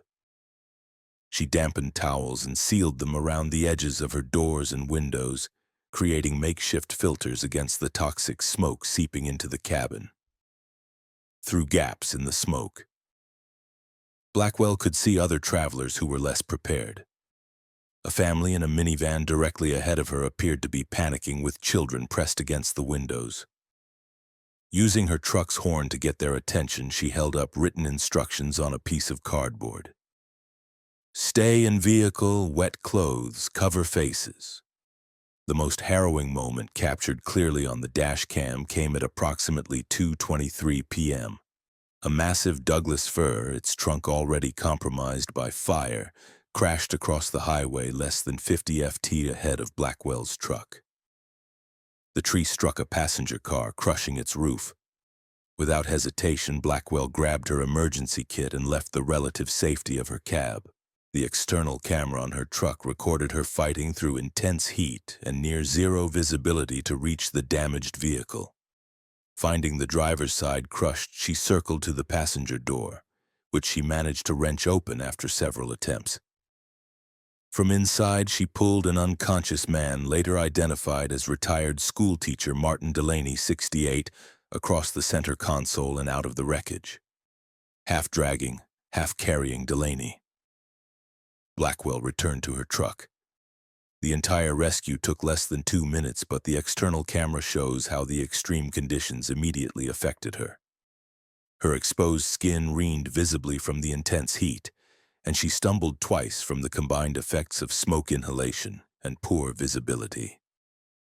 Back in her cab with the injured Delaney, Blackwell radioed her situation to any emergency responders who might be monitoring the frequency. I've got an injured civilian male, approximately 70, unconscious but breathing. Significant head laceration.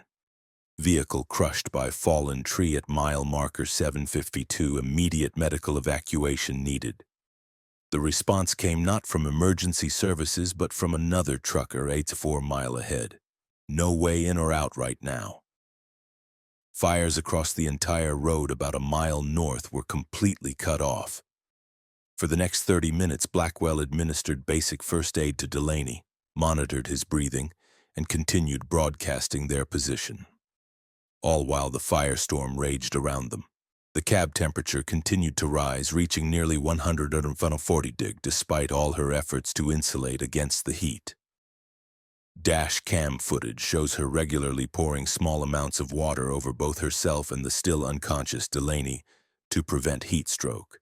At approximately 3:10 p.m., the main fire front began to pass, having consumed most of the available fuel in the immediate vicinity. Visibility improved slightly, revealing the full extent of the devastation. Trees continued to burn on both sides of the highway, but the massive wall of flame had moved east, leaving behind a smoldering, apocalyptic landscape. As conditions marginally improved, Blackwell spotted the flashing lights of emergency vehicles approaching from the south. Firefighters and paramedics who had battled through the aftermath of the fire front to reach the stranded motorists. Her final recorded words before emergency responders reached her truck captured both relief and lingering concern. "They're coming. Hang on, sir. Help is almost here." The full scope of the Cedar Pass fire entrapment, as it came to be known, only became clear in the following days. Of the 60-plus vehicles trapped in the fire corridor, 58 people emerged alive. Many suffering from smoke inhalation and heat exposure, but remarkably with no life-threatening injuries. 3 people died. An elderly couple who had attempted to flee their vehicle on foot and the driver of a convertible with its top down, who suffered fatal burns before the fire front had even fully reached the highway. Martin Delaney, the man Blackwell had pulled from the crushed car, spent 2 weeks in intensive care with a fractured skull and third-degree burns on his arms. He would later credit Blackwell's quick action with saving his life, telling reporters, "I remember the tree coming down and then nothing until I woke up in the hospital. The doctors told me I had minutes before smoke inhalation would have killed me if I'd stayed in that car." For Teresa Blackwell, the ordeal left both physical and psychological scars. She suffered second-degree burns on her face, neck, and arms from her rescue effort, requiring skin grafts and months of recovery. The psychological impact proved equally challenging.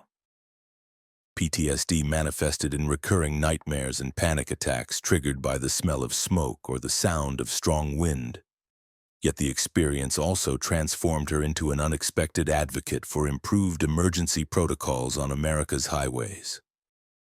In the months following the Cedar Pass incident, she worked with the American Trucking Association to develop new training modules specifically addressing wildfire encounters. Her dash cam footage, which she donated to the National Fire Protection Association, became a cornerstone of educational materials used to train both professional drivers and emergency responders. The Cedar Pass fire entrapment led to significant policy changes for California's transportation and forestry departments. Investigators determined that the rapid advance of the fire toward the highway could have been anticipated hours earlier, but jurisdictional confusion between agencies had delayed both the monitoring of the fire's progression and the issuance of highway closure orders. In response, California implemented a new integrated alert system, linking fire behavior modeling directly to transportation management centers, allowing for earlier highway closures when fire behavior suggests potential risk to travel corridors. The system has since been adopted by 5 other western states prone to wildfires. For the trucking industry, the Cedar Pass incident highlighted both the unique vulnerabilities and crucial capabilities of commercial drivers during natural disasters. Commercial trucks, with their reinforced cabs, elevated visibility, and robust communication systems, proved to be among the safest vehicles during the fire entrapment. In the aftermath, several motor carriers enhanced their trucks' emergency equipment to include fire-specific items like personal air filtration masks and thermal blankets. Teresa Blackwell eventually returned to trucking 9 months after the incident, though she requested routes that kept her away from high-fire risk areas. When asked by an interviewer why she chose to go back to the profession despite her traumatic experience, her response was straightforward. "The road is still where I belong, but now I drive with a deeper understanding of what it means to be responsible for not just my cargo, but potentially for the lives of everyone around me on that highway." Today, a small memorial stands at the Cedar Pass viewpoint along Interstate 5, commemorating those who lost their lives and recognizing the extraordinary resilience of those who survived. A bronze plaque bears the names of the 3 who perished alongside a simple quote attributed to Teresa Blackwell. "In our darkest moments on the highway, we are never truly alone." For truckers who still traverse the I-5 corridor through California's fire-prone regions, the lessons of Cedar Pass have become part of the collective wisdom passed from veteran drivers to newcomers. Chief among them is Blackwell's calm directive during the height of the crisis. "Stay in your vehicle, protect your air, help who you can." The true horror of the Cedar Pass fire entrapment lies not in the death toll, which could have been far higher without the quick thinking of drivers like Blackwell, but in the realization that climate change is creating conditions where such incidents are increasingly likely. Each summer since 2018 has brought new wildfire records to the western United States, and the phenomenon of rapid-moving fires trapping travelers has occurred in various locations from Oregon to Colorado. For American truckers, particularly those whose routes take them through the fire-prone regions of the West, the Cedar Pass incident serves as both a cautionary tale and a testament to the difference that one prepared, level-headed driver can make when natural forces transform familiar highways into corridors of fire. Marcus Delaney had been driving hazardous materials for 8 years, and in that time he'd handled everything from industrial chemicals to medical waste. At 42, he had earned a reputation as one of the most reliable hazmat drivers at transcontinental shipping, with a spotless safety record and perfect compliance history. His specialized training combined with a methodical attention to detail made him the company's first choice for sensitive or high V-value cargo. It was this reputation that led to his assignment on October 12, 2016. A transport that would test every protocol he'd ever learned and expose a terrifying reality about America's hazardous materials transportation system. The early autumn night was unusually cold as Delaney arrived at the Nordine Chemical Research Facility outside of Boise, Idaho. The facility was unmarked except for a Department of Energy identification number, one of dozens of privately contracted laboratories developing industrial compounds for government applications. Security was tight. Delaney surrendered his phone before being escorted to the loading dock by armed guards. This shipment is classified Level 4 containment, the facility's shipping coordinator told him, sliding a digital tablet across the desk for his signature. Destination is the DHMS facility in Missoula. You'll be taking Northern Route 375. It's been cleared of all construction and the Highway Patrol has been notified to expect you. Level 4 was rare, the highest security and containment protocol for non-nuclear materials. In 8 years of hazmat driving, Delaney had handled exactly 2 Level 4 shipments. Both had involved military-grade chemical agents being transported to secure government facilities. Both had included an armed escort. "I don't see any escort assignment in the manifest," Delaney noted, scanning the digital documents. "Budget cuts," the coordinator replied with a shrug. "They're monitoring via satellite. You've got the secure comms unit, right?" Delaney nodded. The specialized communication device installed in his cab allowed for constant contact with both his dispatcher and federal monitoring systems regardless of cellular coverage. Standard for Level 4 transports, what wasn't standard was the size of the cargo. A single specialized containment cylinder barely 4 ft tall and 2 ft in diameter secured to a specially designed pallet. Most Level 4 shipments filled an entire trailer. "What exactly am I carrying?" Delaney asked, knowing the answer before the coordinator gave it. "That's neat to know. And according to this paperwork, you don't need to know," the man replied, tapping the manifest. "What you do need to know is that if containment is breached, the emergency protocol is immediate evacuation to a minimum safe distance of 5 meters upwind. There's a specialized containment kit in the storage compartment of your cab. Use it only as a last resort. It's essentially a heavily reinforced body bag for the cylinder." Delaney had transported enough dangerous materials to recognize the implications of a 5 mm evacuation zone. Whatever was in that cylinder was extraordinarily toxic, likely airborne, and almost certainly lethal. By 10:30 p.m., the cylinder was secured in Delaney's specially equipped trailer. The manifest was signed and he was heading north on Route 375, a stretch of highway that wound through some of Idaho's most isolated mountain terrain. The route would take approximately 6 hours in ideal conditions. The weather forecast had predicted light snow after midnight, but nothing that should impede his progress. At 11:47 p.m., Delaney made his first scheduled check-in via the secure comm system.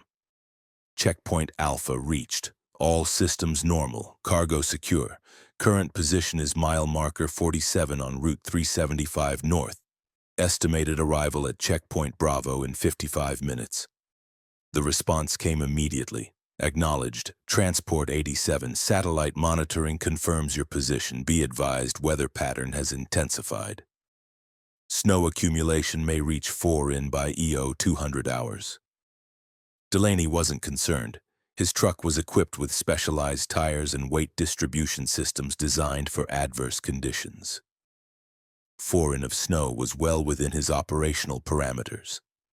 What neither Delaney nor his monitoring team could have anticipated was the catastrophic failure of a crucial component in his truck's electrical system. Specifically, the specialized alternator designed to power both the engine and the separate cooling system required for certain types of hazardous materials. At 12:23 a.m., as Delaney navigated a particularly isolated stretch of highway between ridge lines, His dashboard lit up with warning indicators. The primary electrical system was failing. Within seconds, the secondary backup engaged, but the strain on the system was evident as the dashboard flickered. Following protocol, Delaney immediately radioed in the situation. Transport 87 reporting electrical system malfunction.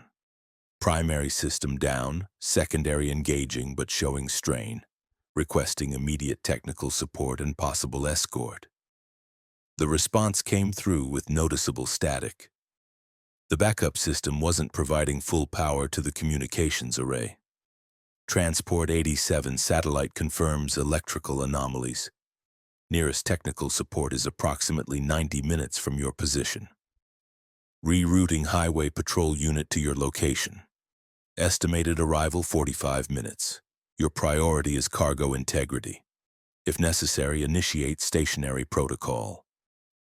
Stationary protocol meant pulling over, engaging manual locks on the cargo containment systems, and waiting for assistance. It was standard procedure for mechanical failures, but that procedure assumed functioning environmental controls within the trailer. Before Delaney could respond, the backup electrical system failed completely. The truck's engine died, leaving him coasting on a darkened stretch of highway with only emergency battery power for essential systems. The specialized cooling unit for the trailer, which required continuous power, would function on backup batteries for approximately 30 minutes before failing. In the sudden silence of the dead engine, Delaney could hear something he hadn't noticed before, a faint but distinct hissing sound coming from the trailer. Every hazmat driver knows that unexpected noises from containment areas represent worst-case scenarios. Delaney immediately engaged the emergency brake, bringing the truck to a controlled stop on the shoulder. Using his flashlight, he exited the cab and moved cautiously toward the trailer. The hissing was louder now, clearly emanating from the sealed containment area. Following protocol, Delaney didn't immediately open the trailer. Instead, he accessed the external monitoring panel, a small digital display that showed conditions inside, powered by its own independent battery. The reading made his blood run cold. Internal temperature 57 degrees and rising. Normal operating range for this cargo was between 35 to about 40 degrees. More alarming was the atmospheric sensor, which showed trace amounts of an unidentified compound in the trailer's air. The containment was failing. Delaney had approximately 20 minutes before the cooling system failed completely. The rising temperature inside was already compromising the specialized cylinder's integrity. He had three options: attempt to repair the electrical system and restore power to the cooling unit, deploy the emergency containment kit to encase the cylinder and hope it held until help arrived, or execute the most extreme protocol, intentional isolation. Intentional isolation was a procedure Delaney had only read about in training manuals.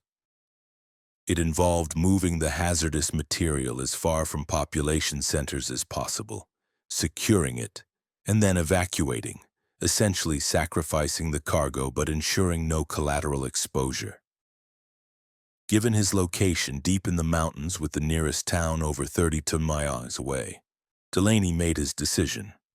He would attempt to use the emergency containment kit, and if that failed, he would implement intentional isolation. The emergency containment kit was stored in a reinforced case behind the driver's seat. As Delaney retrieved it, the secure comm unit crackled to life, operating on its independent power source. Transport 87, be advised, were detecting containment anomalies via satellite thermal imaging. Highway Patrol ETA now 38 minutes. Hazmat response team has been scrambled from Missoula. ETA 3 hours. Confirm your situation. Delaney's response was concise. Implementing emergency containment procedures. Cooling system failure imminent. Breach is likely within 15 minutes. Request immediate airspace restriction and evacuation order for 5 m radius. The gravity of his words was not lost on the monitoring team. Their response was immediate. Understood. Transport 87. Emergency protocols activated. Satellite uplink will remain active. We've lost telemetry on the cargo sensors. You are now our only eyes on site."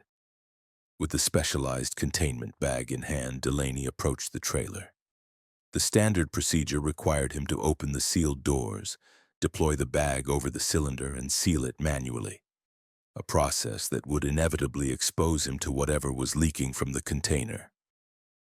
The hazmat suit in his emergency kit would provide limited protection, but Level 4 materials often required specialized containment beyond standard protective gear.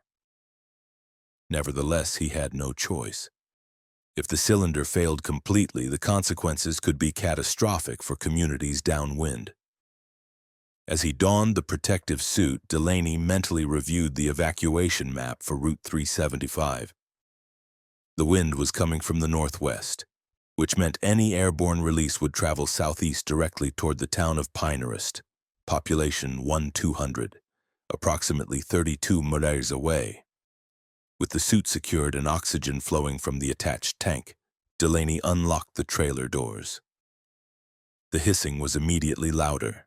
He swung the doors open, illuminating the interior with his flashlight. The cylinder sat in the center of the trailer, secured to its specialized pallet. Frost had formed along a hairline crack in its surface, a clear indication that the supercooled material inside was responding to the rising temperature.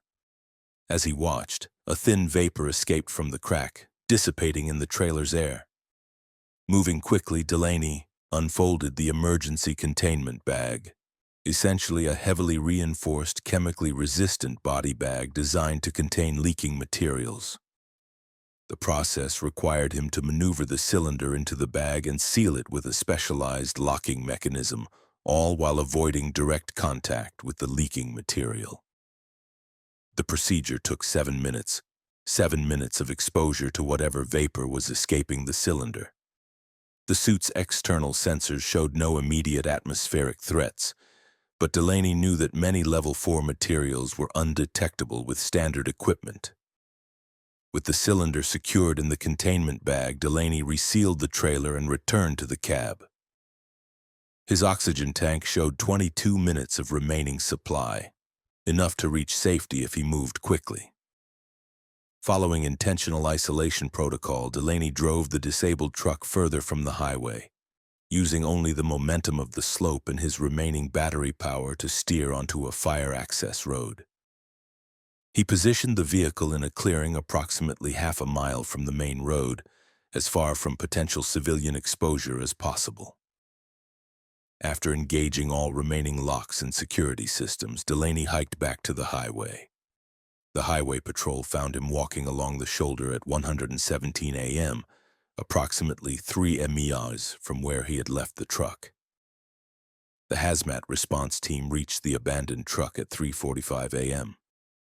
By then, thermal imaging showed the temperature inside the trailer had reached 112 degrees.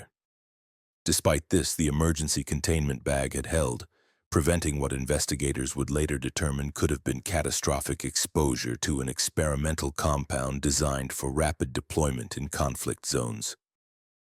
Marcus Delaney spent 3 days under medical observation. Though no immediate symptoms manifested, he would require monthly screenings for the next 5 years to monitor for delayed effects from potential exposure. The incident led to a congressional investigation into private transportation of experimental materials and sweeping reforms in escort requirements for Level 4 transports.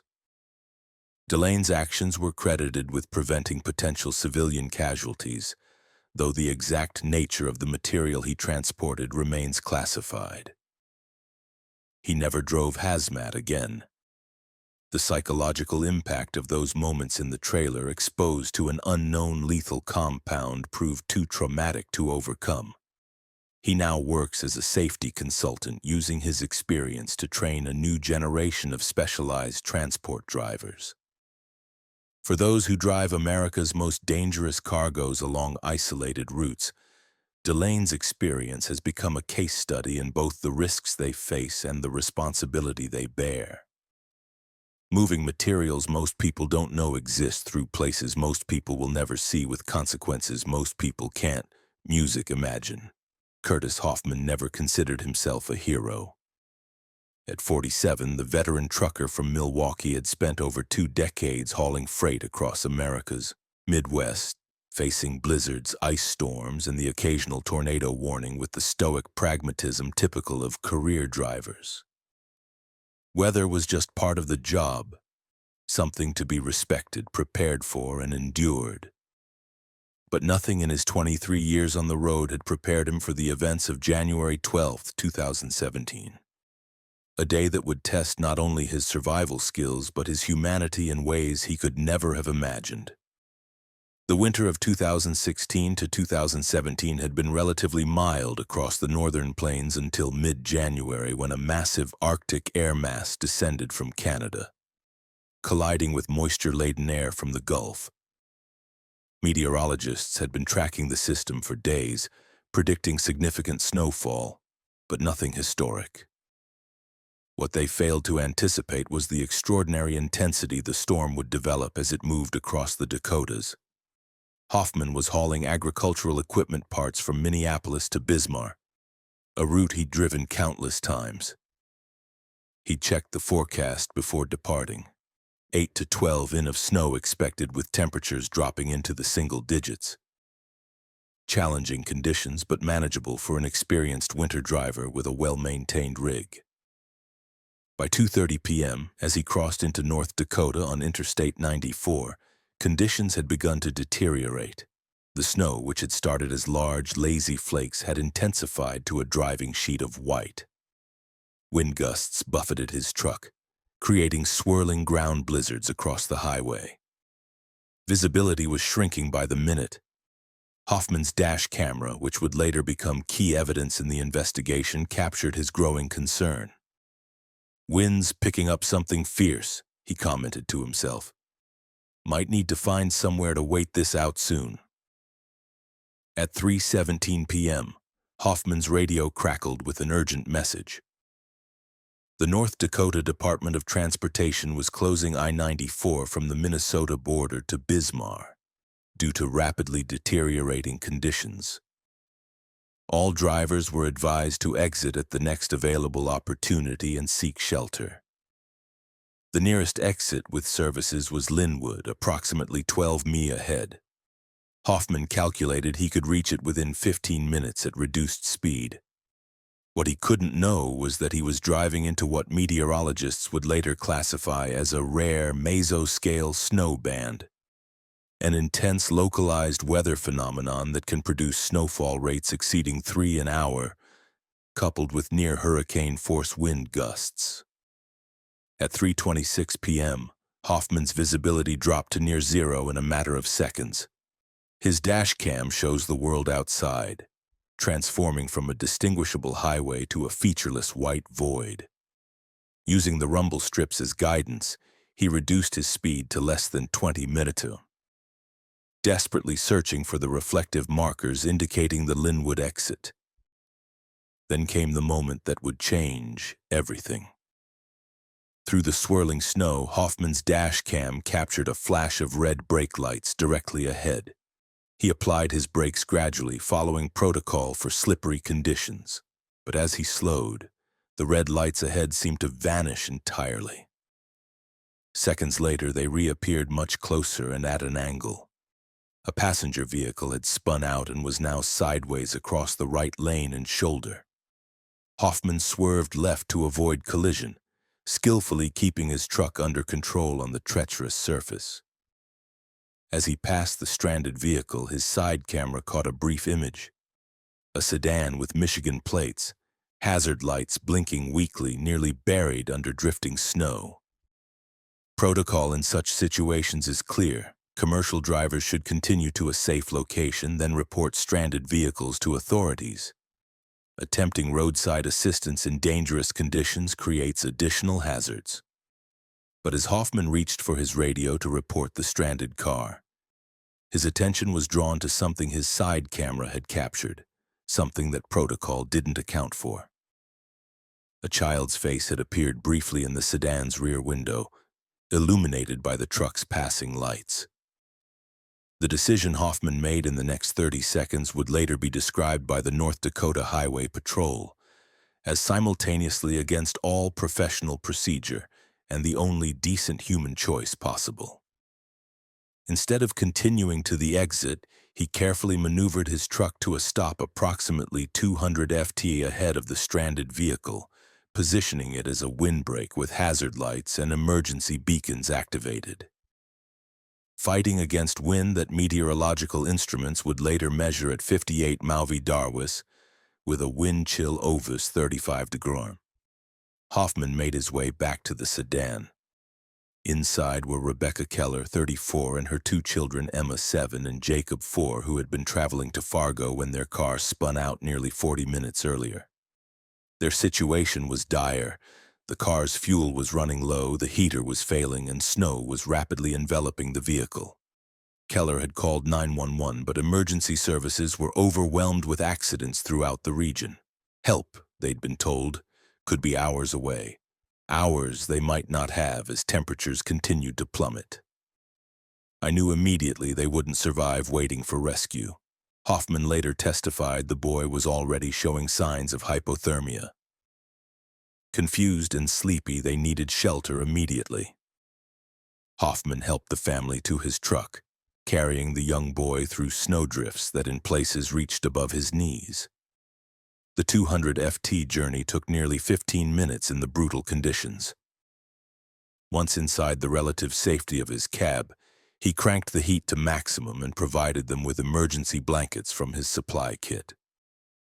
But their ordeal was just beginning. By 4 p.m., the storm had escalated from dangerous to potentially lethal.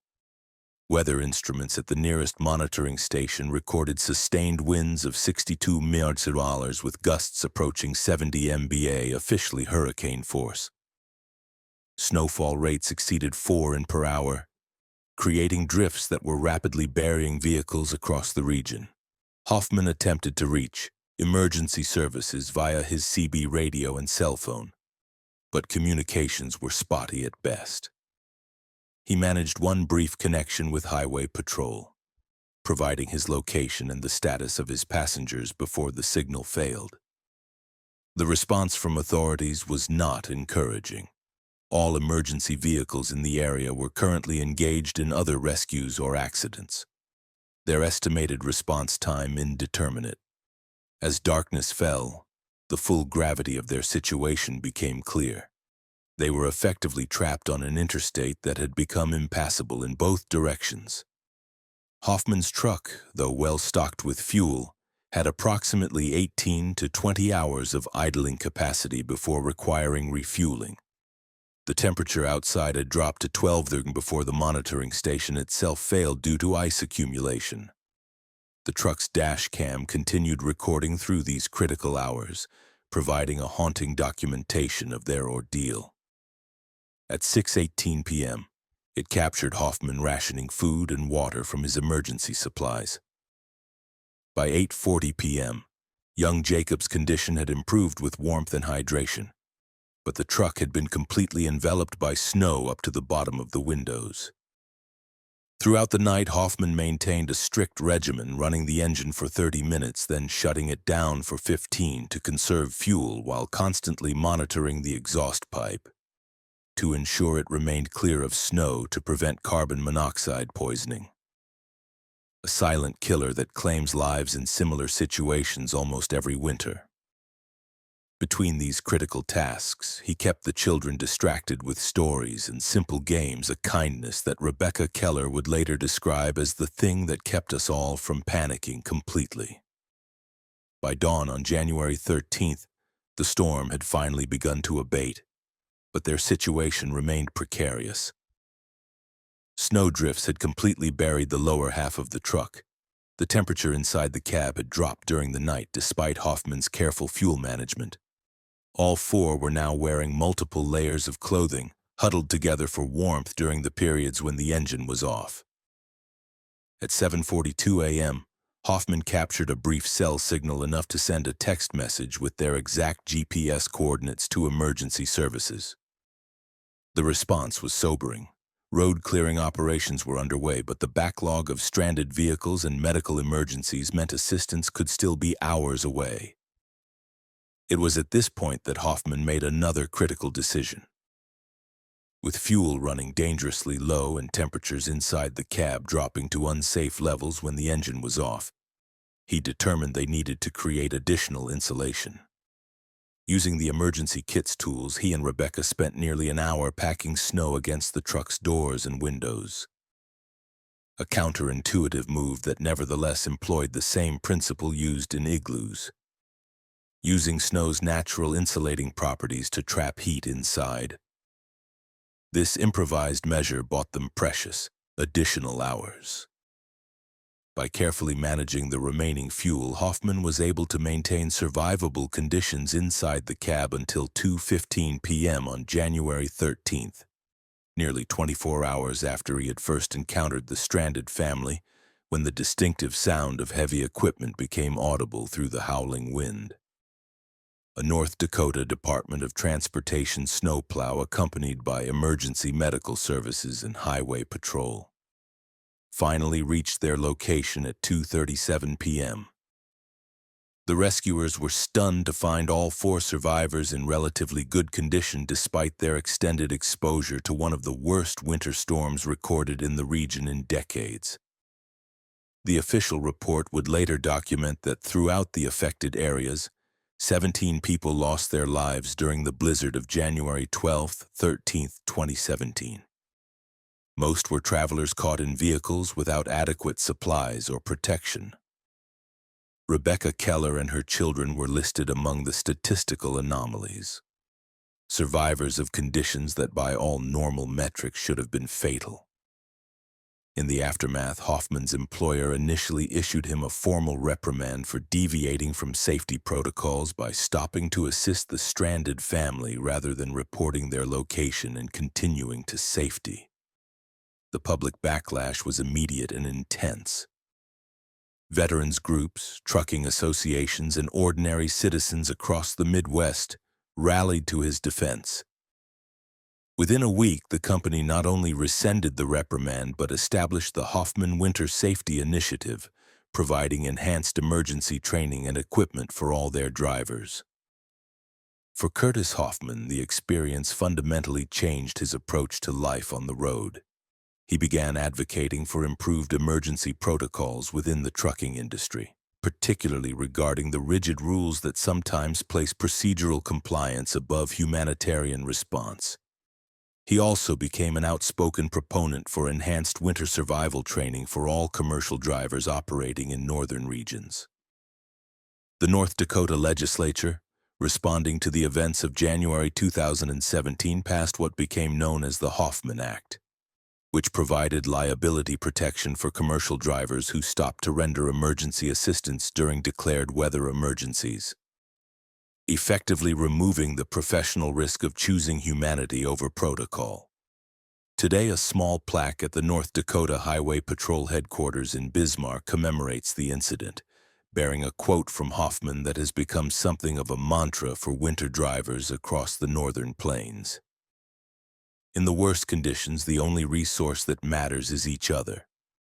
For truckers who still traverse Interstate 94 through the winter months, the story of Curtis Hoffman and the Keller family serves as both a warning and an inspiration, a reminder that sometimes the difference between tragedy and survival comes down to one person's willingness to stop when every professional instinct says to keep moving. Rebecca Keller, who now volunteers with winter preparedness programs throughout the Midwest, perhaps summarized it best in her testimony before the state legislature. There are 2 types of heroes: those who run toward danger, and those who simply refuse to drive away from it.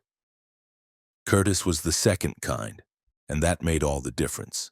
Nathan Reed had been driving the treacherous curves of Colorado's Independence Pass for nearly 15 years. At 49, the veteran trucker knew every switchback, every gradient, and every potential hazard along the narrow mountain route that connected the mining operations of the Western Slope with distribution centers in Denver. What he couldn't have known on the morning of June 7, 2018 was that his intimate knowledge of this perilous road would be tested like never before, and would ultimately save not only his life, but the lives of dozens of unsuspecting travelers. The day began routinely enough. Reed departed from the Silverton Mining Supply Depot at 5:15 a.m., his 18-wheeler loaded with industrial equipment bound for Denver. The early departure was strategic. It allowed him to navigate the most dangerous sections of Independence Pass before tourist traffic picked up in the late morning. The weather forecast was ideal. Clear skies, light winds, and temperatures in the mid-60s. Perfect conditions for the challenging drive. By 7:30 a.m., Reed had reached the western approach to the pass. As he began the series of sharp switchbacks that would take him up to the 12,095 FT summit, he noticed something unusual through his windshield. A commercial pickup truck parked at a maintenance pullout just ahead, its hazard lights flashing. Two men in what appeared to be Colorado Department of Transportation uniforms were placing traffic cones around a small section of the guardrail. Nothing particularly alarming. Routine maintenance was common during the summer months. Reed slowed his rig, giving the workers a wide berth as he passed. Something about the scene nagged at his subconscious. However, he couldn't place it immediately, but something felt off. 10 minutes later, as he navigated a particularly sharp curve known locally as Widow's Turn, it hit him. The pickup had lacked the standard CDOT markings and identification numbers required for all official vehicles. It was such a small detail that most drivers would never have noticed. But Reed, who encountered legitimate CDOT crews regularly on his route, had developed an eye for these specifics.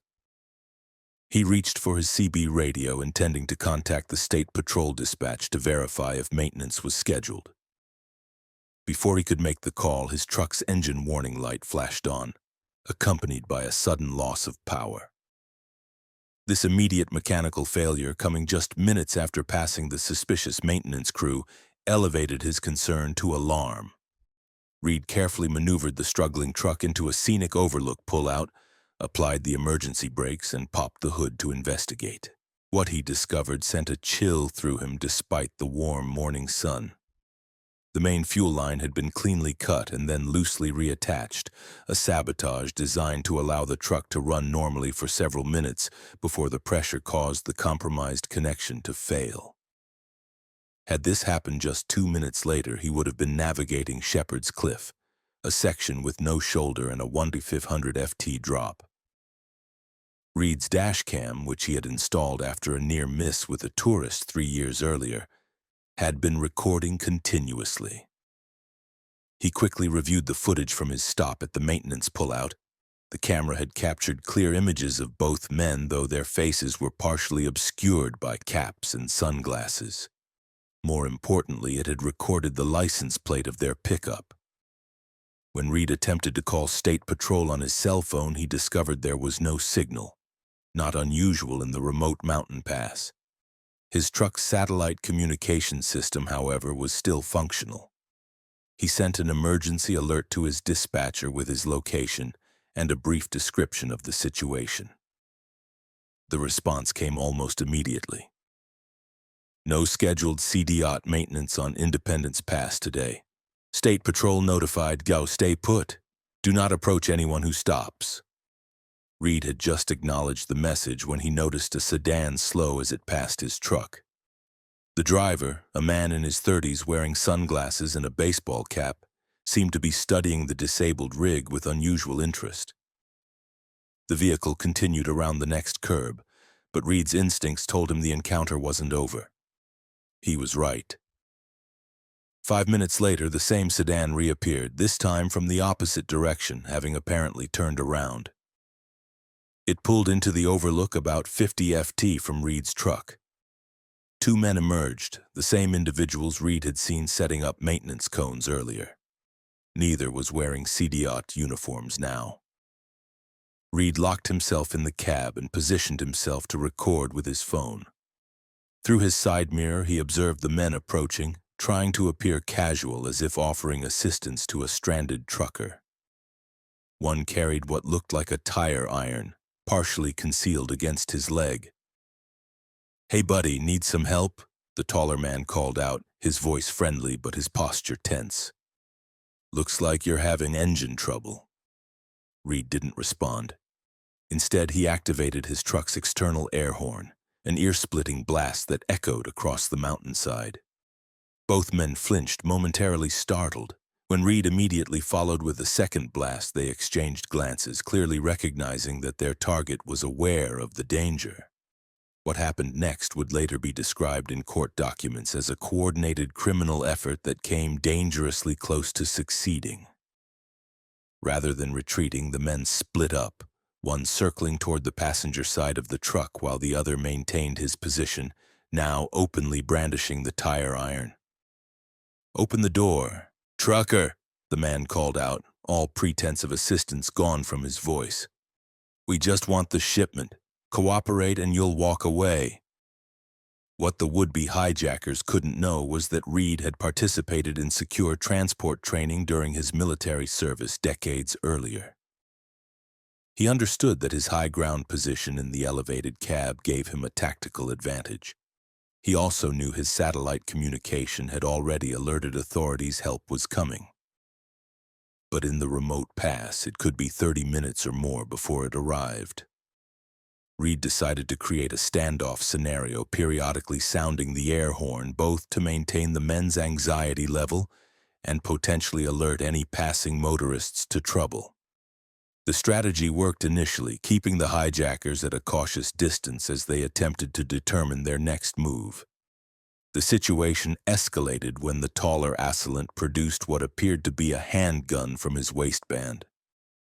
Through the closed windows, Reed heard him shout, "Last chance! Open the door or we're breaking in!" Reed had one last defensive option, one that required perfect timing and carried its own risks. Modern semi-trucks are equipped with pneumatic systems that control various functions, including the emergency brake release by manipulating specific controls in sequence. He could create a sudden, powerful release of compressed air from the undercarriage, a blast strong enough to disorient anyone standing nearby. As the armed man approached the driver's side door, Reed executed the sequence. The resulting explosion of air, accompanied by the mechanical grinding of the brake system, erupted directly beneath the would-be hijacker. The man stumbled backward, momentarily disoriented, dropping the weapon as he fought to maintain his balance. In that crucial moment, fate intervened in the form of a Colorado State Patrol vehicle rounding the curve into the overlook. The officer, responding to an unrelated call further up the pass, hadn't yet received the alert about Reed's situation. But the scene before him, two men in civilian clothes confronting a stopped semi-truck, one clearly retrieving a dropped object from the ground, triggered his training. The patrol car's lights activated as the officer used his vehicle's PA system to order the men to step away from the truck with their hands visible. Instead, they made a dash for their sedan. The officer managed to block their vehicle's exit from the overlook just as the first of several responding units arrived from the opposite direction. The subsequent investigation revealed a disturbing pattern that sent shockwaves through the commercial trucking industry. The two men, identified as brothers Liam and Connor Markham, were connected to at least 7 other incidents across Colorado, Wyoming, and Utah, where commercial trucks had experienced mysterious mechanical failures in remote locations. In 2 of those cases, the drivers had disappeared entirely. Their vehicles found abandoned. A search of the Markhams' property uncovered driver's licenses belonging to the missing truckers, along with cargo manifests and shipping schedules for dozens of high-value deliveries. Most disturbing were the detailed maps of remote sections of mountain highways with specific curves and pullouts marked for what investigators believed were planned ambush points. For Nathan Reed, the most chilling revelation came during the Markhams' eventual trial. Forensic analysis of GPS data from their vehicle showed they had followed his truck from the supply depot that morning. They had specifically targeted him and his cargo. Had they succeeded with their sabotage, his truck would have lost power and braking capability while navigating one of the deadliest sections of the pass. The catastrophic potential extended beyond Reed himself. A runaway semi on Independence Pass during the increasing tourist traffic of mid-M morning could have resulted in multiple collisions and countless casualties as the out-of-control truck careened down the mountainside. The case prompted a federal investigation into cargo theft and trafficking operations throughout the Mountain West. Subsequent arrests connected the Markham brothers to a sophisticated network that had been operating undetected for nearly 3 years, specifically targeting trucks carrying high-value industrial equipment that could be quickly resold through international black market channels. For the trucking industry, the Independence Pass incident became a watershed moment. Companies implemented new security protocols, including real-time tracking, emergency alert systems, and regular mechanical inspections at secure facilities rather than roadside. Many carriers began using escort vehicles for high-value shipments through remote areas, and dash cams, once considered optional equipment, became standard issue. Nathan Reed received commendations from both state law enforcement and the Commercial Vehicle Safety Alliance for his actions. His quick thinking and calm response under threat were credited with not only saving his own life, but potentially those of dozens of unsuspecting tourists who would have been on the pass later that morning. Reed still drives the mountain routes of Colorado, though he now leads training sessions for other drivers on security awareness and emergency response. When asked about that June morning on Independence Pass, his response reflects the vigilance that has become second nature to drivers throughout the region. The mountains will always have natural dangers: steep grades, narrow roads, rock slides, those you can prepare for. It's the dangers you don't expect, the ones that look ordinary until suddenly they're not, that you really have to watch for. Sometimes the most important skill isn't how you handle the truck. It's noticing what doesn't quite fit in the world around you. For truckers traversing the remote highways of the American West, Reed's experience has become a cautionary tale, taught in training programs throughout the industry. The lesson is clear. In the isolated stretches where cell service disappears and help is hours away, survival sometimes depends on spotting the small inconsistencies that signal danger. The unmarked service vehicle, the too helpful stranger, the mechanical failure that occurs at precisely the worst possible location. Today, a small unofficial memorial stands at the overlook where Reed's quick thinking averted disaster. Fellow truckers who know the story often stop briefly, leaving a coin or small token on a weather-worn rock car. It serves as a silent reminder that on America's most beautiful and treacherous roads, the difference between a routine drive and a deadly encounter can hinge on a single crucial moment of awareness.